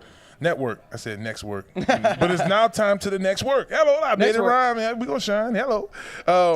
Crown Car Wash, you know, that's where I go to get my truck washed when it gets a little dirty, and you can too. One thing about Crown, they're open 24/7, Desmond, so if you want to slide over there and clean that beautiful BMW you got, man, you make your way on over there. Even if it's this evening, they'll still be open. Some of the best deals in the city, that's 1336 Stumpf Boulevard, right there in Gretna, Louisiana. You can't miss it, right next to the Home Depot. Crown Car Wash, keep it shining, baby. Man, G Sports, them boys shining in the UFL. Now, for our listeners who may not know what the UFL is, it's the United Football League. It's a combination of the USFL and the XFL. The Rock, y'all know could you smell what the Rock is cooking? Yes, him, right? He's one of the owners, one of the big founders in this league, and it's working out exceptionally well. Last year, Joe, in this league, what ended up happening was the NFL adopted a lot of the rules. Yep. The NFL just recently implemented their kickoff rule. Yep. G Sports, I don't know if you saw it, they're like 10 yards apart. It looked like they're about to be some real gladiators for real. Oh, yeah. Out there. And it's going to be a very interesting element to that deal. Now, Joe, when we start looking at the teams, just so they know, we have the Arlington Renegades. You have the Birmingham Stallions, which everybody played in Birmingham last year. Yeah. You have the DC Defenders. You have the Houston Roughnecks. I'm rooting for the Houston Roughnecks, right? And y'all like, oh, this dude got on a Cowboys jersey. Now he's voting for the Texans and going with the Texans. Yeah, he's Curtis all Johnson, man. Everybody. Did you say Curtis Johnson, right there from La Place, Louisiana, man. Former Saints wide receiver coach. You see the whys in this, right? That's all I'm saying, Joe. There's some whys. Like, why am I wearing this C.D. Lamb jersey? C.D. Lamb from Opelousas. Oh, I like the Cowboys too. But that's when I was a kid. You know, I was a little kid, was a fan of the team. They never brought me in, didn't draft me or nothing. So Saints brought me in. So I got my Saints. My Saints jersey say favorite on the back. You know, we had our 10-year reunion of the Super Bowl, and I wear that G Sports, so I'm going to have to, you know what? I'm going to have to wear that one next show then. That's what I'm going to do. So we're all good. There are the Memphis Anything Showboats. besides the Cowboys. Anything. Okay. The Memphis Showboats. In Michigan Atlanta. Panthers, in ATL. Yeah, ATL don't have a whatchamacallit team. You have the Michigan Panthers, San Antonio, and you also have St. Louis Battle Hawks. So those are the UF teams. During our break, me, G Sport, and Joe was looking at some of the highlights. One of the highlights that stood out to me, Joe, I'm going to just jump straight to the biggest one. It was a fake punt. Brad Wing then throws the ball to Alex Millette. Alex Millette is number 55. The center. The big dog center for their San Antonio team. And he scores, that was like a 45, 50-yard touchdown catch. It was the biggest play last week, Dude, he was wide open. Like, that was crazy. Like, you see him, like, throw the ball, and you're like, who's he throwing to? And then you see big 55, like, right there. But the thing that really caught my attention was that 64-yard kick that Jake Blake made. I mean, dude, everybody's talking about that. You're even having NFL teams looking at Jake Blake. And the reason why that's such a big thing, Faith, is that because right now in the NFL, the record for the longest kick is 166 yards. And so he actually tied second place for the longest kick. So this is the kind of stuff that's going to really help the UFL become more prominent. And not only that, but I mean, big plays is great, but what you also need too is that you need some high quality talent like college players go to the UFL and start like recruiting a lot more talent. That's how you're going to see the UFL really start blossoming. I'm a little biased, man. I was rooting for Pooka Williams this past weekend, playing for the DC Defenders. He led everybody in the UFL with 166 all-purpose yards. So I'm hoping he uses this UFL platform to have an opportunity to get into somebody NFL training camp. We all know Pooka Williams is arguably one of the best, if not the best, high school player to come through Louisiana. So I was very, very excited to see him perform the way he did this past weekend. Man, G, you make a very interesting point when you say, I hope Pooka's able to use this opportunity to get back in the NFL. That's what I like about this, y'all. For years, the NFL had the D-League. Oh, yeah. For years, MLB had the minor league. Football was looking for it, and just being a part of that too, y'all. Like, my whole career wasn't in the NFL. I spent some time in the UFL. I spent some time in the AFL. And what I remember about the UFL, when I made $1,000 more, G, than on a practice squad in the NFL. And the most important thing in this sport is film. I was able, Joe, to get some film. And now these guys can then take some of their tape from this. Like you said, the punter, Jake Blake. Like, I mean, for Bates, for him, this is an opportunity for you. Look, Saints needed a kicker last year. You know, Groupie was going through his thing. Tons of teams need a solid guy, so it is a great opportunity. If y'all are just tuning in to Inside the Trenches, I'm your host, Marlon Favorite. I'm here with my man Joe, G Sport. We're talking about the UFL. The UFL has now kicked off, and that is for United Football League. But Marlon, think about also too what the UFL does. Like you're saying, you're talking everything that is correct. Is that by having the UFL, not only one is it going to be a platform for people to go to the NFL, but also two is that let's just say people who are in the NFL can go to the UFL now. Now they have another place instead of going the Canadian League, which is kind of like a little death area where you go to die. And man, don't tell it to Delvin Brew. For real, he went there and lived, boy. Hey, I'm just trying to say, when people go to the Canadian League, like I'm sorry, I've forgotten about them. But the UFL is going to give them that opportunity to not only make a career out of it, but also to people that nobody thought of anything can build off of that platform. Well, G, and what happens too, guys, is that film is constantly circulating, and then that's the most important thing in sports, to be able to. And listen, man, you got guys like Matt Corral, played at Ole Miss, had a short stint in the NFL, but couldn't stick. Here's an opportunity where these guys are averaging $55K a week, which is a livable wage, especially these guys are young. Some of them are still, I mean, me and Tanisha just had Cantrell at the time. Marlon wasn't born yet. Titan wasn't born, so it was a much more manageable salary as well, and as you guys mentioned, great opportunity. We mentioned Brad Wing. That's an LSU Tiger. You also have some more LSU Tigers playing in the United Football League. Derek Dillon, Kirkland, Jonte Kirkland, Big Glenn Logan. Glenn Logan was a player who left LSU, I thought, a little too early. Could have went back another year as well. Went to Destrehan, right? He went to Destrehan. He circulated, and now he's in there. Kevin Tolliver, who played with the Chicago Bears, LSU. And the then, number 2 cornerback in the country coming out of high school. You remember that? Yeah, out of Florida. Right out of Florida. He's a big-time baller, spent some time in the NFL. UFL, you might want to get in the fall camp this fall. There's some big corner. Some nice tape, yeah. Big corner. I think if he goes somewhere with a zone scheme, he'll be phenomenal. And then Cyril Grayson, who was also on LSU's track team, didn't even play football for LSU and ran a 640 at LSU's Pro Day. He took advantage of 32 NFL teams being at LSU's Pro Day and ended up getting his way in there. Also, guys, too, Joe, when you look at the officiating crew, you have a lot of these guys you got 2 ACC coaches, Big 10, Big 12, 2 SEC. That's Nick Theo.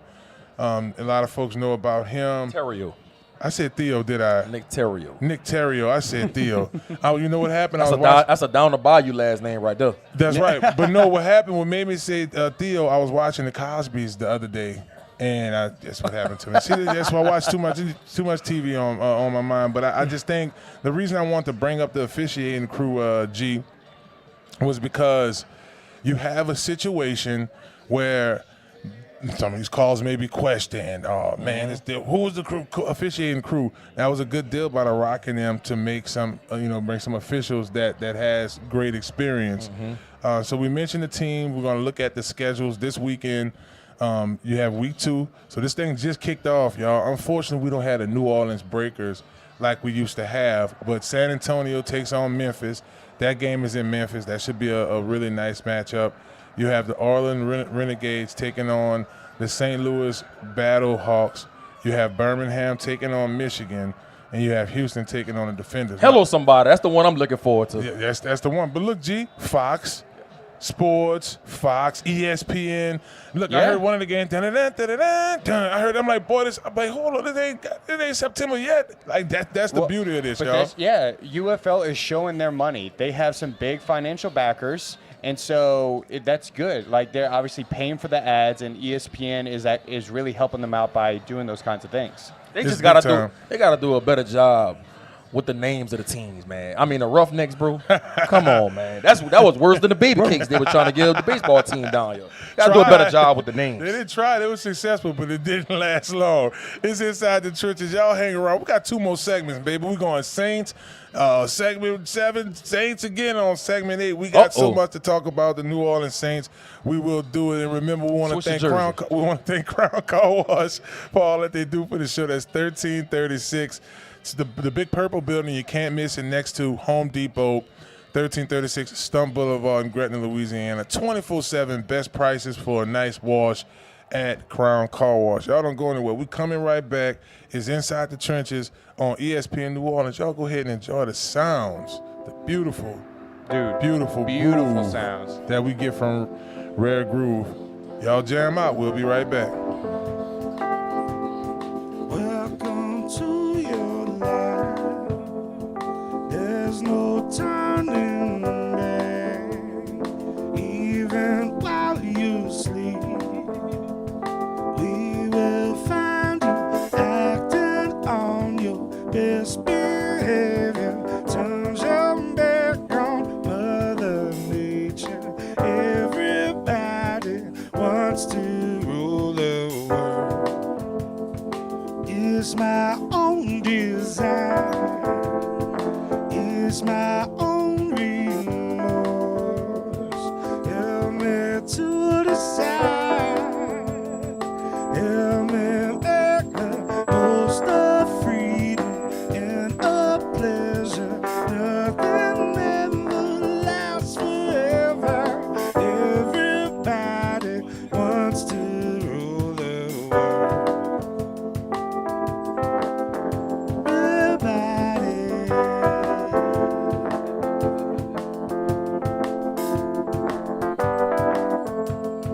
Welcome to your life. There's no turning back. Even while you sleep, we will find you acting on your best behavior. Turns your back on Mother Nature. Everybody wants to rule the world. Say let's never leave it. One man's wrong to see. Say let's never leave.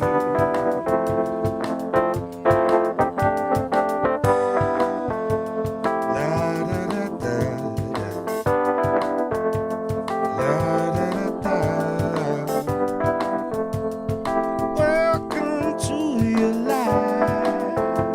Hello, somebody. It's your boy Marlon, Big Favorite. And when I'm hungry, I like to make my way to Small Sliders, 1635 Barataria Boulevard, Marrero, Louisiana. Simple on purpose.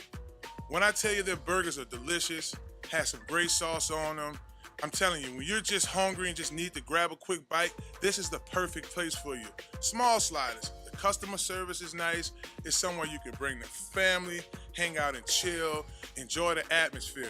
Now I'm a big boy, so when I like to take my Small Sliders, I like to get the biggest smalls. Double patties, bacon, cheese, you name it. Just a delicious burger.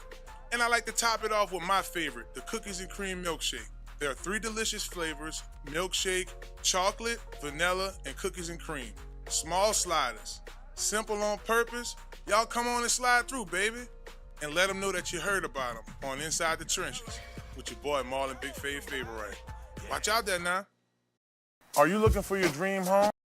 Well, if that's the case, you need to contact Joe Picolo at Godwyn Realty, right here in New Orleans. Joe can put you in your dream home right away. Joe Picolo and the folks over at Godwyn Realty put you in the house that you need. Even if you're looking to invest in some property, they'll do an excellent job with that as well. Contact Joe today at 504-251-8341. Again, that phone number is 504-251-8341. And also contact Joel at joel.godwynrealty.com. No need to dream anymore. Godwyn Realty will put you in the dream house of your reality. Hello, somebody. Well, hello. It's Marlon Big Favorite with Inside the Trenches podcast. Are you looking for a brand new car? Or you're tired of what you're driving around in? Or you just need wheels? Well, if that's the case, you need to visit Montero Motors, 1512 North Causeway, Metairie, Louisiana. At Montero Motors, our buddy Alberto will get you in a vehicle that fits you that day with no problem. They have vehicles that are pre-owned. You can do a trade-in that day and ride off in something that day. Visit MonteroMotors.com for more information and let them know you heard about them on Inside the Trenches podcast. Hello. Hello, somebody. It's Marlon Big Favorite with Inside the Trenches podcast. Do you need a quick car wash? Well, if that's a yes, you need to visit Crown Car Wash, 1336 Stumpf Boulevard, Gretna, Louisiana, on the West Bank, baby. Crown's the best. You get a spotless wash, nice clean tires, reasonable pricing, and free vacuuming. My favorite part about Crown Car Wash, they open to red, yeah.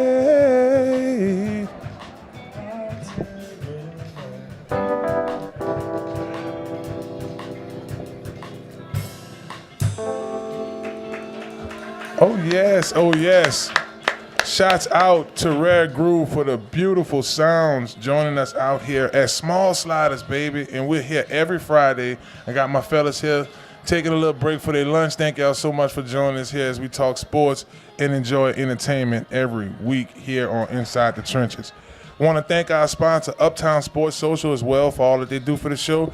Just like y'all see us live here at Small Sliders, we're also at Uptown Sports Social. That's 6 to 8 p.m., 3218 Magazine Street. Again, that address is 3218 Magazine Street in beautiful New Orleans, Louisiana. It's a sports bar. There's good food specials, drink specials. We're doing a podcast live. We'll be watching the women's national championship this Monday there and look forward to that commentary for sure. All right. So, Joe, I was pulling up the information for this show, and I was like, what do I want to talk about with Saints? I know we've been talking a lot about Derek Carr, and it hadn't been all positive, guys, to be honest with y'all. It hadn't been positive news about Derek Carr. But you look up, and this Saints team actually has some bright stars. So beat writer John Slinger wrote this article for the Saints Wire in their information with USA Today, and they just talked about some players. So I know a lot of times people like to count from 1 to 8. I'm going to go down this list. I'm going to ask my co-host to comment on these guys, and we're going to go from there. Number 8. So the number 8 person on this list is A.T. Perry. At a time where Michael Thomas is departed from the team, one thing that Michael provided was a big target, some for sure hands on third down. Joe, when you think about A.T. Perry's last season here with the Saints, what are your thoughts of him at 8? I mean, I definitely see that he should be one of those people that we're going to see really step up this year. I mean, he did really well last year and everything for having his hit targets. Michael Thomas, yes, though he was a big target, he wasn't targeted that much last year due to injuries or anything else that might have happened. So A.T. Perry really has to step up and show that he is one of the main targets besides like Chris Olave, Rashid. Mm-hmm. Your thoughts, G? I love A.T. Perry. Good catch radius. I mean, most of the time when he threw the ball to him in contested situations, he came down with it. Yep. I forgot what game it was. He had a big time touchdown late in the game. I forgot. And that might have been first time against Atlanta. Might have been Atlanta. But he showed flashes last year that he could be possibly the number 2 receiver on side Chris Olave. And if the Saints really fit like that, then I think we don't have to worry about us picking Brian Thomas in the first round, right? Yeah, and that's something you could look at. I mean, he was going to sleep. I was going to look at the draft. I'm on the Brian Thomas bandwagon, man. Pick him at 14. It wouldn't be bad. He may still be there. Of course, Malik Neighbors might not be there, but we do need some for sure. He going at 4. 4 Cardinals. Oh, yeah, I can see. Or, okay, so if he goes at, let's, before we get back into the Saints list, we're talking that, if he goes at 4, that means Marvis Harrison Jr. That's at 5 to the Chargers. He won't go. And who goes 9 to Azuma? Aduze. Aduze goes 9 to the Bears. Caleb Williams go 1 to the Bears. Caleb Williams might not go to the Bears. It could be Jaden Daniels, man. I think it could be Jaden Daniels. I wanted to see what you was going to say. Might be Jaden Daniels, what man. y'all think? Jaden Daniels to the Bears? That's why I'm wearing this Cowboys jersey, because I don't want him in Washington. I don't want him in Washington.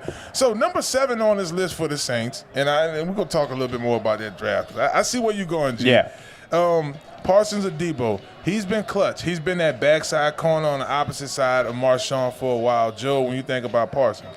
Dude, Adebo, great year last year and everything. I mean, the thing is that Lattimore, he's just such a phenomenal player. Any team he plays for, he really stands out. He's just a veteran player. He knows what he's doing. But Debo, man, he really showed his stuff. And so, being that we now have this new defensive coaching system coming in, or these new defensive quarterbacks, you're going to see. I feel like we're going to see Adebo really shine. G, when you think about Parsons Adebo as one of the clutch corners for the Saints, I'm definitely a Parsons Adebo fan. The only thing I'm worrying about is will we be able to lock him up contract-wise, right? I think we're going to have to make a decision. Either we want to sign Parsons Adebo after this year because he's going to have a good year, or let Marshawn Lattimore walk, because Alontae Taylor is the next one up in that secondary for his cornerback. So I think Parsons Adebo is ready to take cornerback 1 if Marshawn Lattimore decides to move on. Now, this next guy I'm going to mention, he's a part of a very interesting room for the Saints, right? When you look at the Saints running back room, there's still Jamal Williams on contract. There's still Alvin Kamara, who probably is going to be a fan of this new offense. And then there's number 6 on this list, Kendre Miller. Kendre Miller was a guy who was hurt a little bit last year. He did score 1 touchdown against Atlanta. Man, G, I'll go to you first. Kendre Miller. I like Kendre Miller. I need to see a little more. I need to see a little more durability. Can he withstand a 17-game season? We'll see. You know, he was coming off the ACL injury at TCU. So if I can see more durability, I might be able to jump on a bandwagon, Kendre Miller. I probably still would go for a running back at some point in his draft. Because we don't know what's going to happen with Alvin Kamara. I see where he's going. Wait, are you talking about after June 1st? Yeah. Okay, all right. I don't know. We don't know. Joe, before you make your comment, because I want to ask you about Kendre too. Alvin Kamara is an interesting piece. I don't think he would want to go anywhere because of Clint Kubiak. Yeah. What? When you have a change of system like this, especially with Alvin Kamara, is that, and also too, remember that Alvin Kamara has a certain personality type that doesn't fit with a lot of teams. So New Orleans, Louisiana, he fits with us a lot. Like, we don't care if you go out in Las Vegas and get in a bunch of fights. Like, we'll correct you a little bit. We give you a smack on the hand. Hey, don't do that again. But no, he's going to stay with us. So I don't see us really going for a running back in the draft. Now, speaking of guys on this team, number 5 is Alontae Taylor. You mentioned Marshawn, what we're going to do with him. If him and Parsons Adebo could be the future, would you entertain listening to some trading stuff about Marshawn Lattimore? Yeah, I would free up some money. Go ahead and move on from Marshawn Lattimore. I think Marshawn Lattimore is still a top 7, top 5, possibly corner in the league. But when you got 2 corners that's emerging and ascending on your roster, and you could save some money business-wise to be able to go take care of some other needs 100% on the team.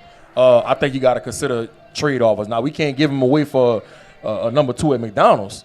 But if somebody wants to give us a 2nd or 3rd round pick for Marshawn Lattimore, I think you got to entertain it. I was thinking 2nd and 3rd because that's somewhere around Jalen Ramsey. I think they got a 2nd for Jalen. We'll go down this list. 4 is Rashid Shaheed real quick. I think this kid, he gives us that threat up the field. I see what G Sport is going. They're bringing another deep threat, good hand receiver in BT Jr. from LSU. When you think about Joe Rashid. Oh, dude. Shaheed is like my man. Like, dude, when Michael Thomas was doing what he was doing, Shaheed really stepped up on top of Chris Olave and A.T. Perry as well. So I'm very happy with Shaheed and just amazed about how he's been really just doing his thing. And so I'm really looking forward to seeing what he's going to do. And, yeah, I agree with Jeremiah. I definitely see the Saints because we are lacking a little bit. We need, one more wide receiver, especially a deep threat that Derek Carr can hit to. But I'm very, very happy about Shaheed. G, the number 3 guy. Hold up. Let me talk about Shaheed now. Now, Shaheed has some of the same qualities. I'm not saying he's Deebo Samuel, but I'm saying he got some similarities. Don't be surprised if Clint Kubiak uses Shaheed the way they use Deebo Samuel. Put him in the backfield, motion him out the backfield, use him different ways where defensive coordinator is going to have nightmares preparing for us. So I think Shaheed could be in for a big year this year. I like that. I like that. It's that sweet, that speed, that'll work. Number 3, Jordan Howden. Your thoughts real quick. I think Jordan Howden needs to take Tyrann Mathieu's spot this year. That was eye-raising right there. Yeah, I think Tyrann Mathieu is the only reason they brought him back is to mold Howden. I think Howden is going to be a premier safety in this league when we look back 2 to 3 years from now. That's a tweet. Tweet me at BigFade504. You heard what G just said. He said that Jordan Howden will replace Tyrann Mathieu. Now, Tyrann just signed the extension. Yeah. That's a good thought, Joe. I mean, it's a good person to have as a backup if something were to happen with Tyrann Mathieu. But, I mean, Tyrann Mathieu, he's the honey badger. The dude is a dog. He hasn't been looking like the badger as of late since he's been in his black and gold. Okay, but just because you have one little thing. For the time, I'm not sure because Tyrann still had his average, and that's 3 interceptions. So, number 2, they had the obvious Chris Olave. Now, number 1, I'll close it out on this one, is Brian Brzee. This kid is the future of the Saints' interior defensive line.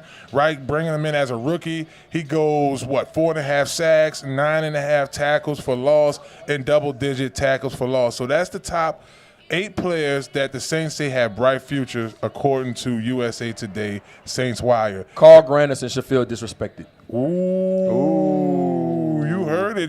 The best player on our defense last year, hands down. Yes, indeed. Well, hey, that's right. And he did get an extension in the middle of the year. Well, y'all don't go anywhere because we got more Saints.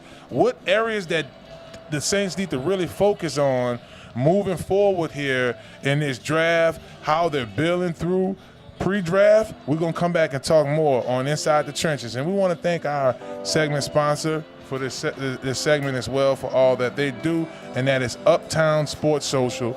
That is 3218 Magazine Street. Y'all join us there this Monday, 6 to 8 p.m. Y'all don't go anywhere. It's Inside the Trenches on ESPN. Enjoy the sounds of Rare Groove. There we go. You want to freedom. Well, who am I to keep you down?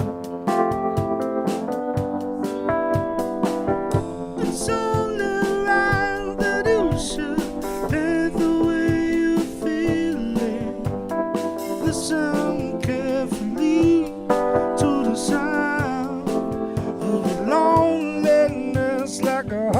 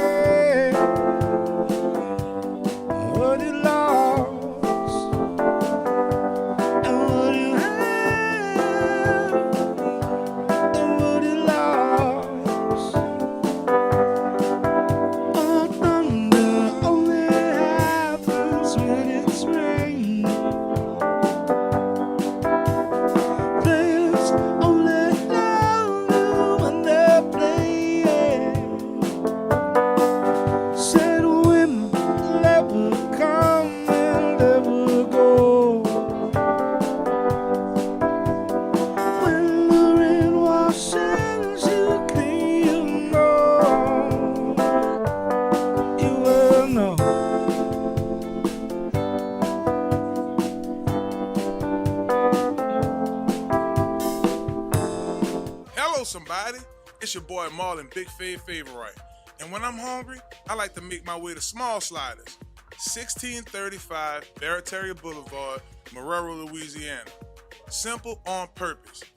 When I tell you their burgers are delicious, have some great sauce on them, I'm telling you, when you're just hungry and just need to grab a quick bite, this is the perfect place for you. Small Sliders. The customer service is nice. It's somewhere you can bring the family, hang out and chill, enjoy the atmosphere. Now I'm a big boy, so when I like to take my Small Sliders, I like to get the biggest smalls. Double patties, bacon, cheese, you name it. Just a delicious burger. And I like to top it off with my favorite, the cookies and cream milkshake. There are 3 delicious flavors: milkshake, chocolate, vanilla, and cookies and cream. Small Sliders. Simple on purpose.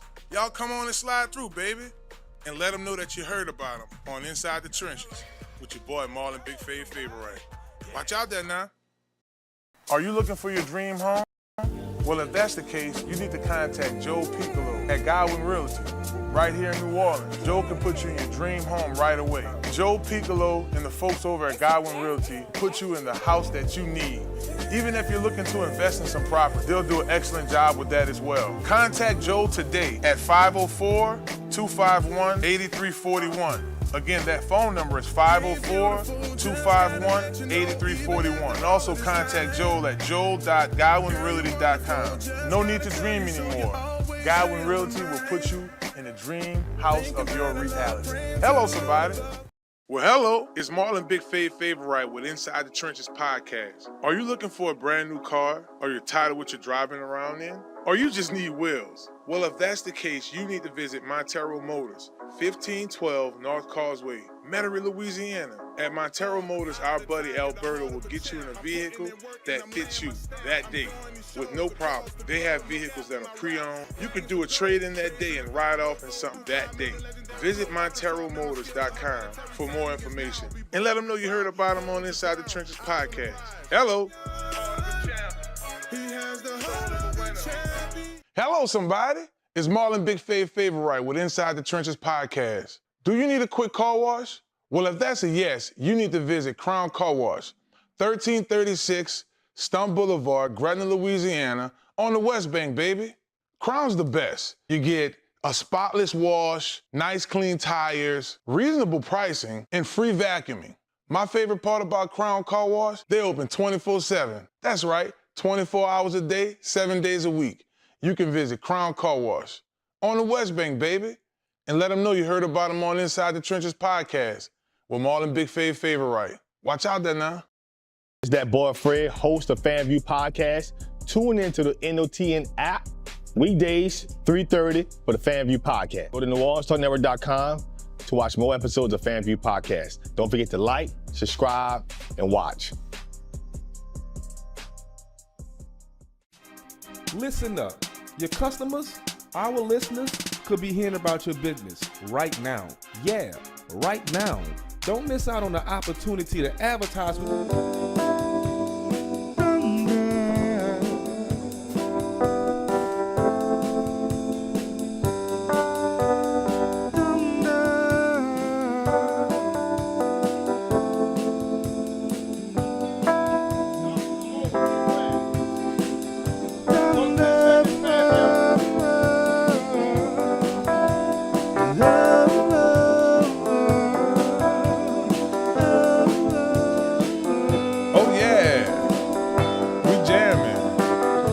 Friday, Small Sliders, every week. We keep it sweet, yeah, we cool, cold on our feet, cause our sneaks, yeah. It's Inside the Trenches with your host Marlon, Big Favorite. Round of applause for Rare Groove joining us today here at Small Sliders. Got me rolling. Like I was right before Tarek was counting us down, like, guys, keep going. We gotta keep this day rolling. I enjoy it for sure, definitely. So y'all make sure y'all check us out and then check those guys out. That's Rare Groove. They're gonna be right up, not too far from where we're at right now. They're gonna be at El Paso Marrero every Friday, jamming out. Y'all got it, especially if you're on the West Bank, baby. You know what I'm saying? Y'all come through. I had to come back for the Saints, man, and I want to thank Small Sliders for this segment as well. Y'all come here. We'll be here every Friday as well, during lunchtime. Come check us out for your lunch. You got lunch at 12. Come on, slide through. We mean that literally. Get you a slider. Thank you for coming. Get something to eat. Have a good one. You know, folks are just coming in and out, getting them something to eat, enjoying the lunch. So we'll be here every day. Well, they're open every day, but we'll be here every Friday. 1635 Barataria Boulevard. Joe looked at me like, every day? Come on, man. I gotta sell these houses, man. What you talking about? So, Joe, the Saints have been doing a bit of building before the draft. They didn't make any big splashes like that. They restructured some contracts. They brought Willie Gay in, and they definitely positioned themselves. Now, before we get into how they position themselves, G felt like they had a guy on the Saints defensive line that was a bit disrespected. Now, when it comes to defensive linemen across the whole league, right, you got my attention. I'm like, wait, how they disrespect? Carl Granderson, what you mean? Why he not on this list of the future guys? And I'm like, well, he's been here for a while. He's a little older. Favy, 27. So what you say, G? I mean, how he's not in the top 8 of guys to look forward to as it pertains to the future for the Saints, that's mind-boggling to me. Dude had 20 quarterback hurries, 20 quarterback hits, 8.5 sacks, 78 tackles. So how he's not on that list beats me. He was our only consistent pass rusher last year, right? Has a relentless motor, play with violent hands. I mean, he made some big plays last year. I go back to the Panthers game on Monday Night Football where the Panthers are looking like they about to give us problems, and he makes a strip sack fumble and change the complexion of that whole game. Like, that's the kind of player he is, and he's only been in the league 5 years. So for him not to be on that list is very disrespectful in my mind. And, yeah, Joe, to his points, man, I can't lie to you. That boy was on one this year. Like, Carl Granderson came into camp. We saw it in the preseason at camp. He looked bigger. So in that 5-year span, y'all, he put on like 50 pounds muscle. So he really got into the weight room more, got with his nutritionist, and really worked to become a dominant defensive player in this league. And he's only going to get better. No doubt. So, Joe, the Saints, the first move, I thought that was good. I thought it was subpar. Willie Gay, right? He was a part of this rebuild for the Saints. Zach Baum, a few days before that had got released and he got signed somewhere else. So they did need to add more linebacker depth. Did you like that move, Joe? For Willie Gay? Willie Gay out of Kansas City, just won a Super Bowl. Oh, absolutely. I mean, even though that we do have two really great quarterbacks. What's number 20's name? P. Werner. Key Warner, yeah. Key Warner did a really great job, especially with Davis. But we literally went for we used to have like a very deep like linebacker core group, and so bringing in Willie Guy, an experienced guy, a guy who has 2 Super Bowl rings, bringing that experience with Davis and also working with Keith is going to be a nice addition to our defense. Yeah, what you say, G? I think he's coming in for depth. I think we're going to have to find somebody in the draft to be able to play on side of Mario and P. Werner, man. I watched Willie Gay this past season with Kansas City. Didn't look like the same Willie Gay that we seen 2-3 years ago. He's an SEC guy, spent a little time in the league and won the Super Bowl with Kansas City this year. It's something that they saw in him. I mean, why does that surprise you? And we signed Nate Peterman, and that's quarterback, which is a part of it. I don't know if Willie Gay was dealing with injuries last year, but he didn't look like himself. Statistically, he was okay. I mean, if you look at him from a statistical standpoint, I thought he was decent. When you look at 3 key positions with the Saints, and y'all guys can give me y'all's, I think right now as this thing is shaping up, you have to look at offensive line. You still have to take a look at defensive line, particularly if a guy slips, like say for instance if Murphy from Texas is sitting right there, you could get a guy like Jared Verse that could just really change the way. Now you got to factor in the Saints may look away from the defensive line because they do have enough depth. That's why I don't have it at the top of needs. Yeah. Offensive line, Olu Fashanu is a guy that pops up a lot out of Penn State. Yeah. They're running that zone defense, G. So you look at his tape, he runs, I said defense, zone offense. So you see a lot of, zone stretch to the left, wide zone right. This guy is a good look for him, huh? Yeah, especially with all the reports that's coming out by Ryan Ramchap in his knee.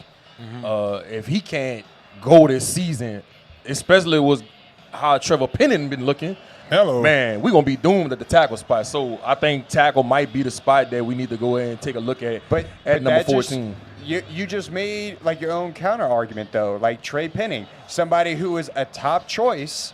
We drafted him and everything, and he fell short. I think he's a guard. But I agree with him.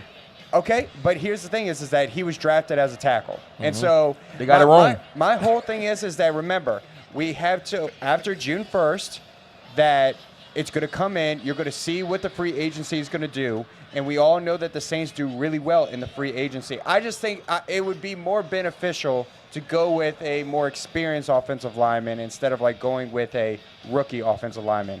Don't trip, Joel. I got a bone I'm going to throw you. Okay. I have a bone I'm going to throw you. G, if the linemen, particularly tackles, are slow falling off the board, let's say, for instance, we're sitting at 13, and they didn't have not one offensive tackle. You got J.C. Latham, you got Fassanu, you have guys, you have Memes from Georgia, Amarius Memes from Georgia. You have really good tackles. If none of them are touched by 13, Joe, back to you. Why not look at Michael Penix Jr.? Why not look at if Bo Nix is still there? Do the Saints with that first round pick?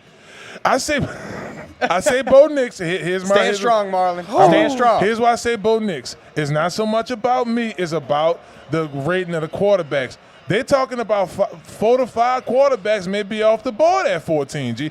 Who I want Jaden Daniels, right? But it ain't happening. Right. I would take Caleb as a backup. I don't think it's happening. I even consider your guy, J.J. McCarthy, who had the lowest amount of throwing yards out of all the quarterbacks that we're talking about. That's neither here nor there. But nonetheless, he won a national championship, and he managed. I don't even look at Drake May. He managed for Michigan, G. Y'all's defense was did what they asked him to do. He did, and he ran a pro-style offense. Yeah, so does Brock Purdy and so does Derek Carr. His transition in the NFL is going to be different than Caleb Williams, right? Caleb Williams getting told who to throw the ball to. Okay. Man, it looked like that boy looked very Brock Purdy. He didn't have to do much. He just handed off to Blake Corum. He's going. That might be the first running back off the board, and y'all had the best defense. Michael Penix Jr. might still be there in the first round. They should consider. Now, hold on, G. I got a bone for you. There's a position I don't have written right here, and that position is wide receiver. Like Malik Neighbors, like Rome Adumzi, should I say? I'm sorry, Rome, I messed your name up. Hope you don't come down in the Saints. I messed Adumzi. Just like all of those dudes, they may not be there anymore. I think you have a guy like Brian Thomas Jr. for LSU that might be sitting there. The Saints didn't even – I got an even bigger bone for you. I'll pull it up while you talk. The Saints actually has him as one of the players on their mock draft Monday.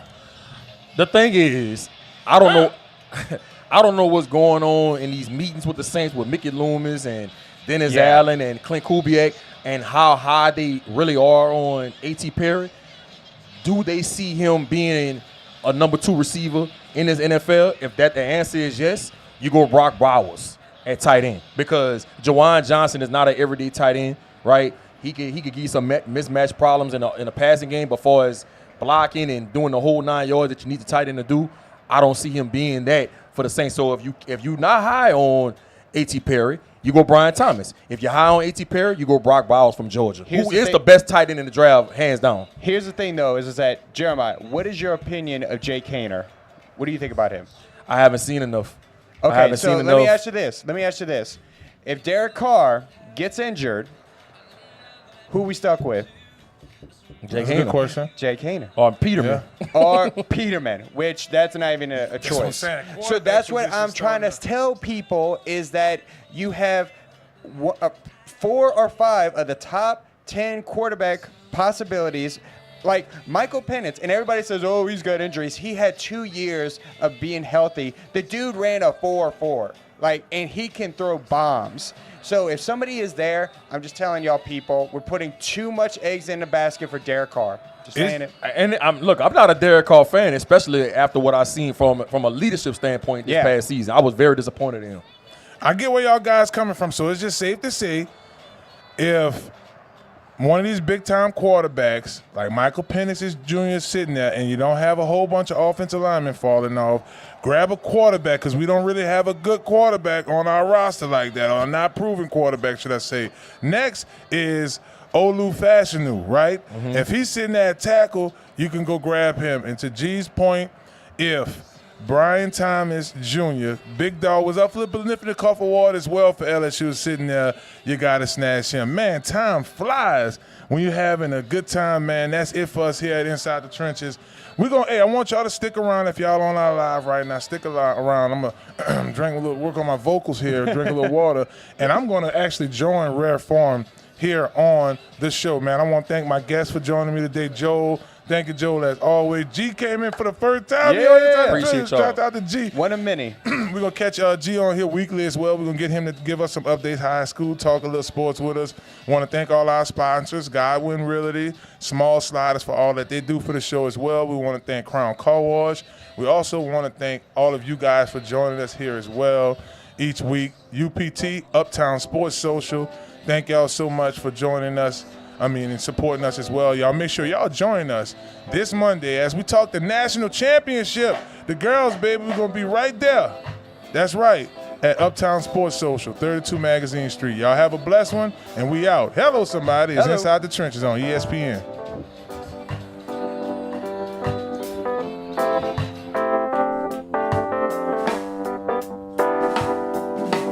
Oh, here she comes. Watch out, but she chew you up. Oh, here she comes. She's my ether. Oh, here she come round. Watch out, but she chew you up. Here she comes. She's my ether.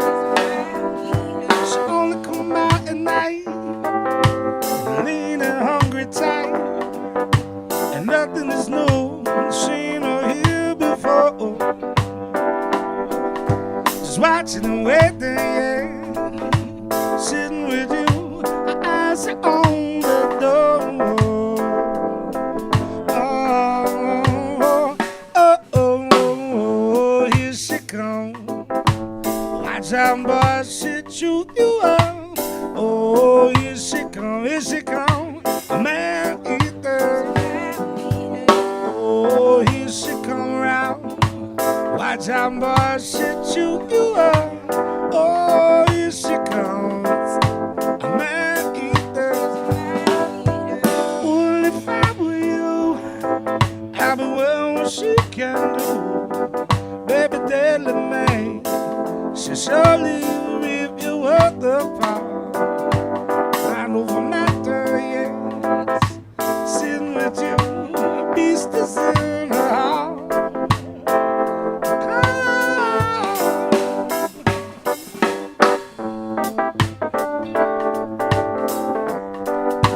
Watch out, boy. Man eater.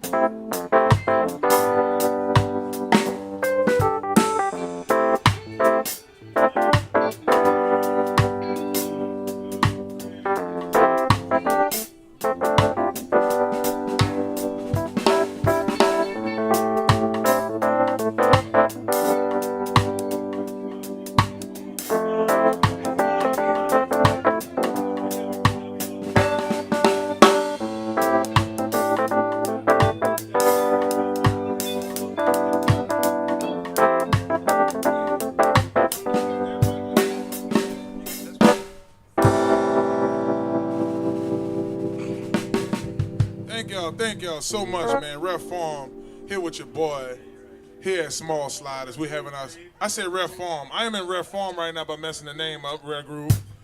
And I'ma steal this band. Now it's gonna be Big Fave and Rare Groove every time they here with us. So we're gonna get this thing here going here. Well, all right. So Mike, where we going? We going on the bayou first? Where we going first? We go bayou. Okay, come on. Oh, yeah. Shouts out to Mom Deuce in the building. Happy birthday. Come on, I see Callie. Okay. Me and my baby went fishing. Where? Fishing on the bayou. Me and my baby went fishing on a Saturday afternoon. Oh, nah. Me and my baby went fishing. Fishing on the bayou.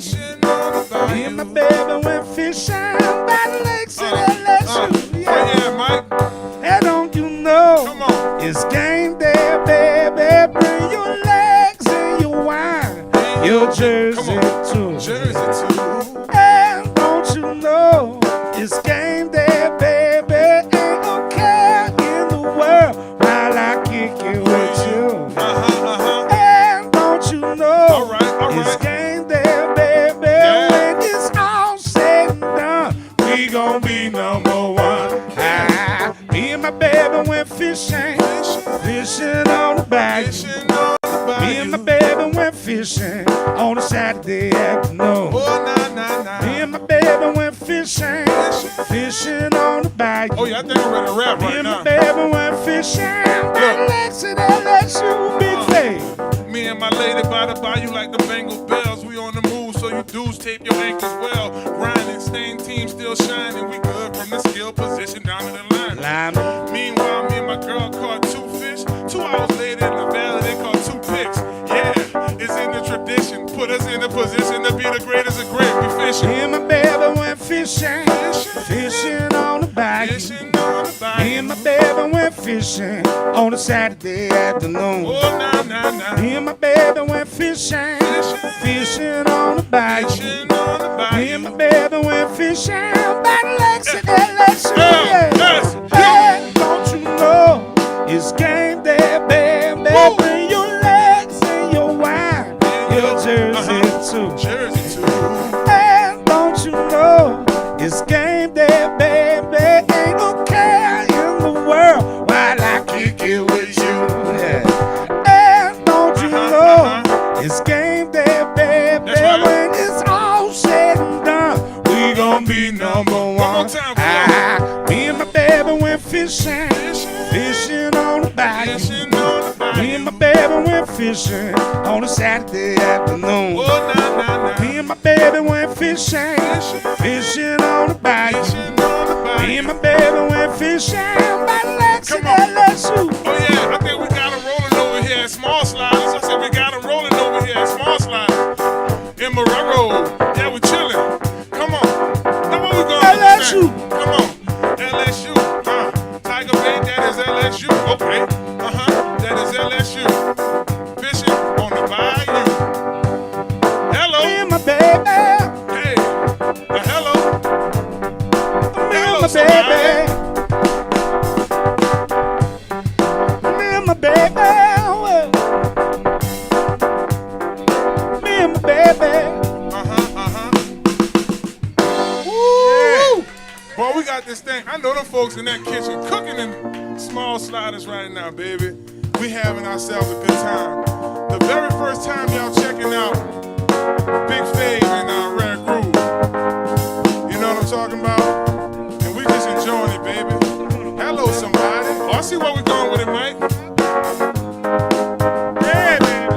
Hello, somebody. Yeah, I'ma move my body. Yeah, I'ma be somebody. You never know when you're gonna need somebody. Hello, somebody. Yeah, I'ma move my body.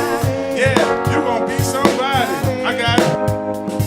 From LA to LA, they yelling hello, Fave. Big dog, smooth cat with some mellow ways. In the 10th grade, they used to rock the mellow braid. Private school at the time, they wanted us for Fave. Him and boy with the West Gel. Hardwood step, big with the pep step. You can call me Lucky Left. Do it for my turn, I'ma do it for my left.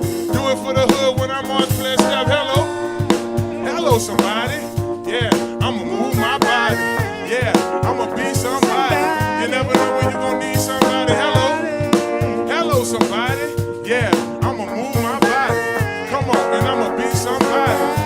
know when you gon' I gotta represent. Fave in this thing, I'ma make it make sense. You can shake a leg for me, move them on for me, chopper style with it, chopper style. West Bank, baby boy, that West Bank. West Bank, baby boy, that West Bank. Shake for me, now rock for me. Back it up like a 2005 BV. Now hello somebody. I see you over there working that body. Keep grinding, you gon' be somebody. They never know when they gon' need somebody. Hello somebody. I see you over there working that body. Keep grinding, you gon' be somebody. Never know when gon' now rock. Now roll with me. Hello somebody. Come on, you gon' move your body. Come on. Hello somebody. Back to the hook. Come on. Hello somebody. Yeah, I'ma move my body. Yeah, I'ma be somebody. You never know when you gon' need somebody. Hello somebody. Yeah, I'ma move my body. Yeah, you gon' be somebody. Come on, let's get with it. Come on. Woo! Yes indeed. So, across the city, me and Millions usually do a song called This Is What You Want. And we were rehearsing before the show just now, and I'm like, Mike, let's catch this beat right here. So, it goes a little something like this. This is what you wanted, girl, and I'ma give you what you're asking for. Hey, come on, look. This is what you wanted, girl, and I'ma give you what you're looking for. Hey, come on, look. If this is what you wanted, I'ma give you what you're asking for. Something to relax upon. Word is born. If this is what you needed, I'ma give you what you're looking for. Come on, what you're looking for. And baby, this is what you wanted, I'ma give you what you're asking for. And I'ma give you what you're asking for. And I'ma give you what you're asking for. Come on. This is what you wanted, girl, and I'ma give you what you're looking for. And I'ma give you what you're looking for. And come on, one more time. This is what you wanted, girl, and I'ma give you what you're asking for. And I'ma give you what you're asking for. And I'ma, hey, come on. This is what you wanted, baby. I'ma give you what you're looking for. I'ma give you what you're looking for. I like that, Mike. Come on. Yeah. One more time, Mike. This is what you wanted. I'ma give you what you're asking for. I'ma give you what you're asking for. And I'ma give you what you're asking for. Mike, now who's up? This is what you wanted, baby. Red I'ma give you what you're looking for. And I'ma give you what you're looking for. And then me and Cuban went like this. Doing 95, trying to see my lady. Come on. Haters gon' hate, you know they're shady. Come on. You're the only one that I call baby. Come on, baby. Don't take your love away. 'Cause I might go crazy. I might lose my mind. You're my every day. Come on, yeah. Just imagine if you're not here, I wouldn't be able to think clear. Listen, come on. This is what you wanted, baby. Come on. I'ma give you what you're asking for. I'ma give you what you're asking for. Come on. This is what you wanted. I'ma give you what you're waiting for. And I'ma give you what you're looking for. Baby. Yeah, okay. Yeah, we jamming. All right. So now we're gonna take it to Lafayette, right? I hooked up with the man Cupid. And I said, Cupid, brother, I need you to hop on this jam from Deli Boy, right? And it's called My Love. So as Cupid go, doing 95, trying to see my lady. Come on. Haters gon' hate, you know they're shady. You're the only one that I call baby. Baby, don't take your love away. 'Cause I might go crazy. I might lose my mind. Every day, yeah. Just imagine if you're not here. I wouldn't. And the hook go like this. Come don't you forget my love, love, love, love. Come on, look. And don't you forget it. Don't you forget my love, love. This how I come in that thing, Mike. Check this out. When you pass that back, it's looking right in those jeans. Come on. You're moving it fast, shaped like an hourglass. Conversation heavy, loud and clear. The vibe is right, dancing through the night. Catch a flight in the AM. Girl, what is you saying? Like, where is you staying? We can go all night. And don't you forget my love, love, love, love. Come on, one more time. Look. And don't you forget it. Don't you forget my love, love, love, love. Come on. And don't you forget it. Don't you forget my love, love, love, love. Oh, love. Come on. And I'ma give you what you asking for. And I'ma give you what you asking for. Now come on. So want it, baby, I'm gonna give you what you're looking for. And I'ma give you what you're looking for. Baby, Come on. I think I got one more. I'm going with this one. Long letters. Oh. Come on. Thank y'all so much. This is Red Groove. I want to thank y'all so much today for joining. We love you, big fan. Much love here. Small Sliders Live, baby. Y'all come join us. And don't you forget it, get it, get it, get it. Come on. And don't you forget it. Don't you forget my love, love, love, love. Oh, love. Don't you forget all it, darling. Asking for. Hey, don't you forget. yeah, big fave.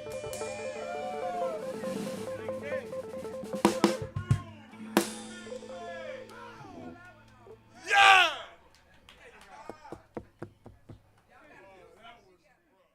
Hello, somebody. It's your boy Marlon, Big Fave Favorite. And when I'm hungry, I like to make my way to Small Sliders, 1635 Barataria Boulevard, Marrero, Louisiana. Simple on purpose. When I tell you their burgers are delicious, have some great sauce on them, I'm telling you, when you're just hungry and just need to grab a quick bite, this is the perfect place for you. Small Sliders. The customer service is nice. It's somewhere you can bring the family, hang out and chill, enjoy the atmosphere. Now I'm a big boy, so when I like to take my Small Sliders, I like to get the biggest smalls. Double patties, bacon, cheese, you name it. Just a delicious burger. And I like to top it off with my favorite, the cookies and cream milkshake. There are 3 delicious flavors: milkshake, chocolate, vanilla, and cookies and cream. Small Sliders. Simple on purpose. Y'all come on and slide through, baby. And let them know that you heard about them on Inside the Trenches with your boy Marlon, Big Fave Favorite. Watch out there now. Are you looking for your dream home? Well, if that's the case, you need to contact Joe Picolo at Godwyn Realty, right here in New Orleans. Joe can put you in your dream home right away. Joe Picolo and the folks over at Godwyn Realty put you in the house that you need. Even if you're looking to invest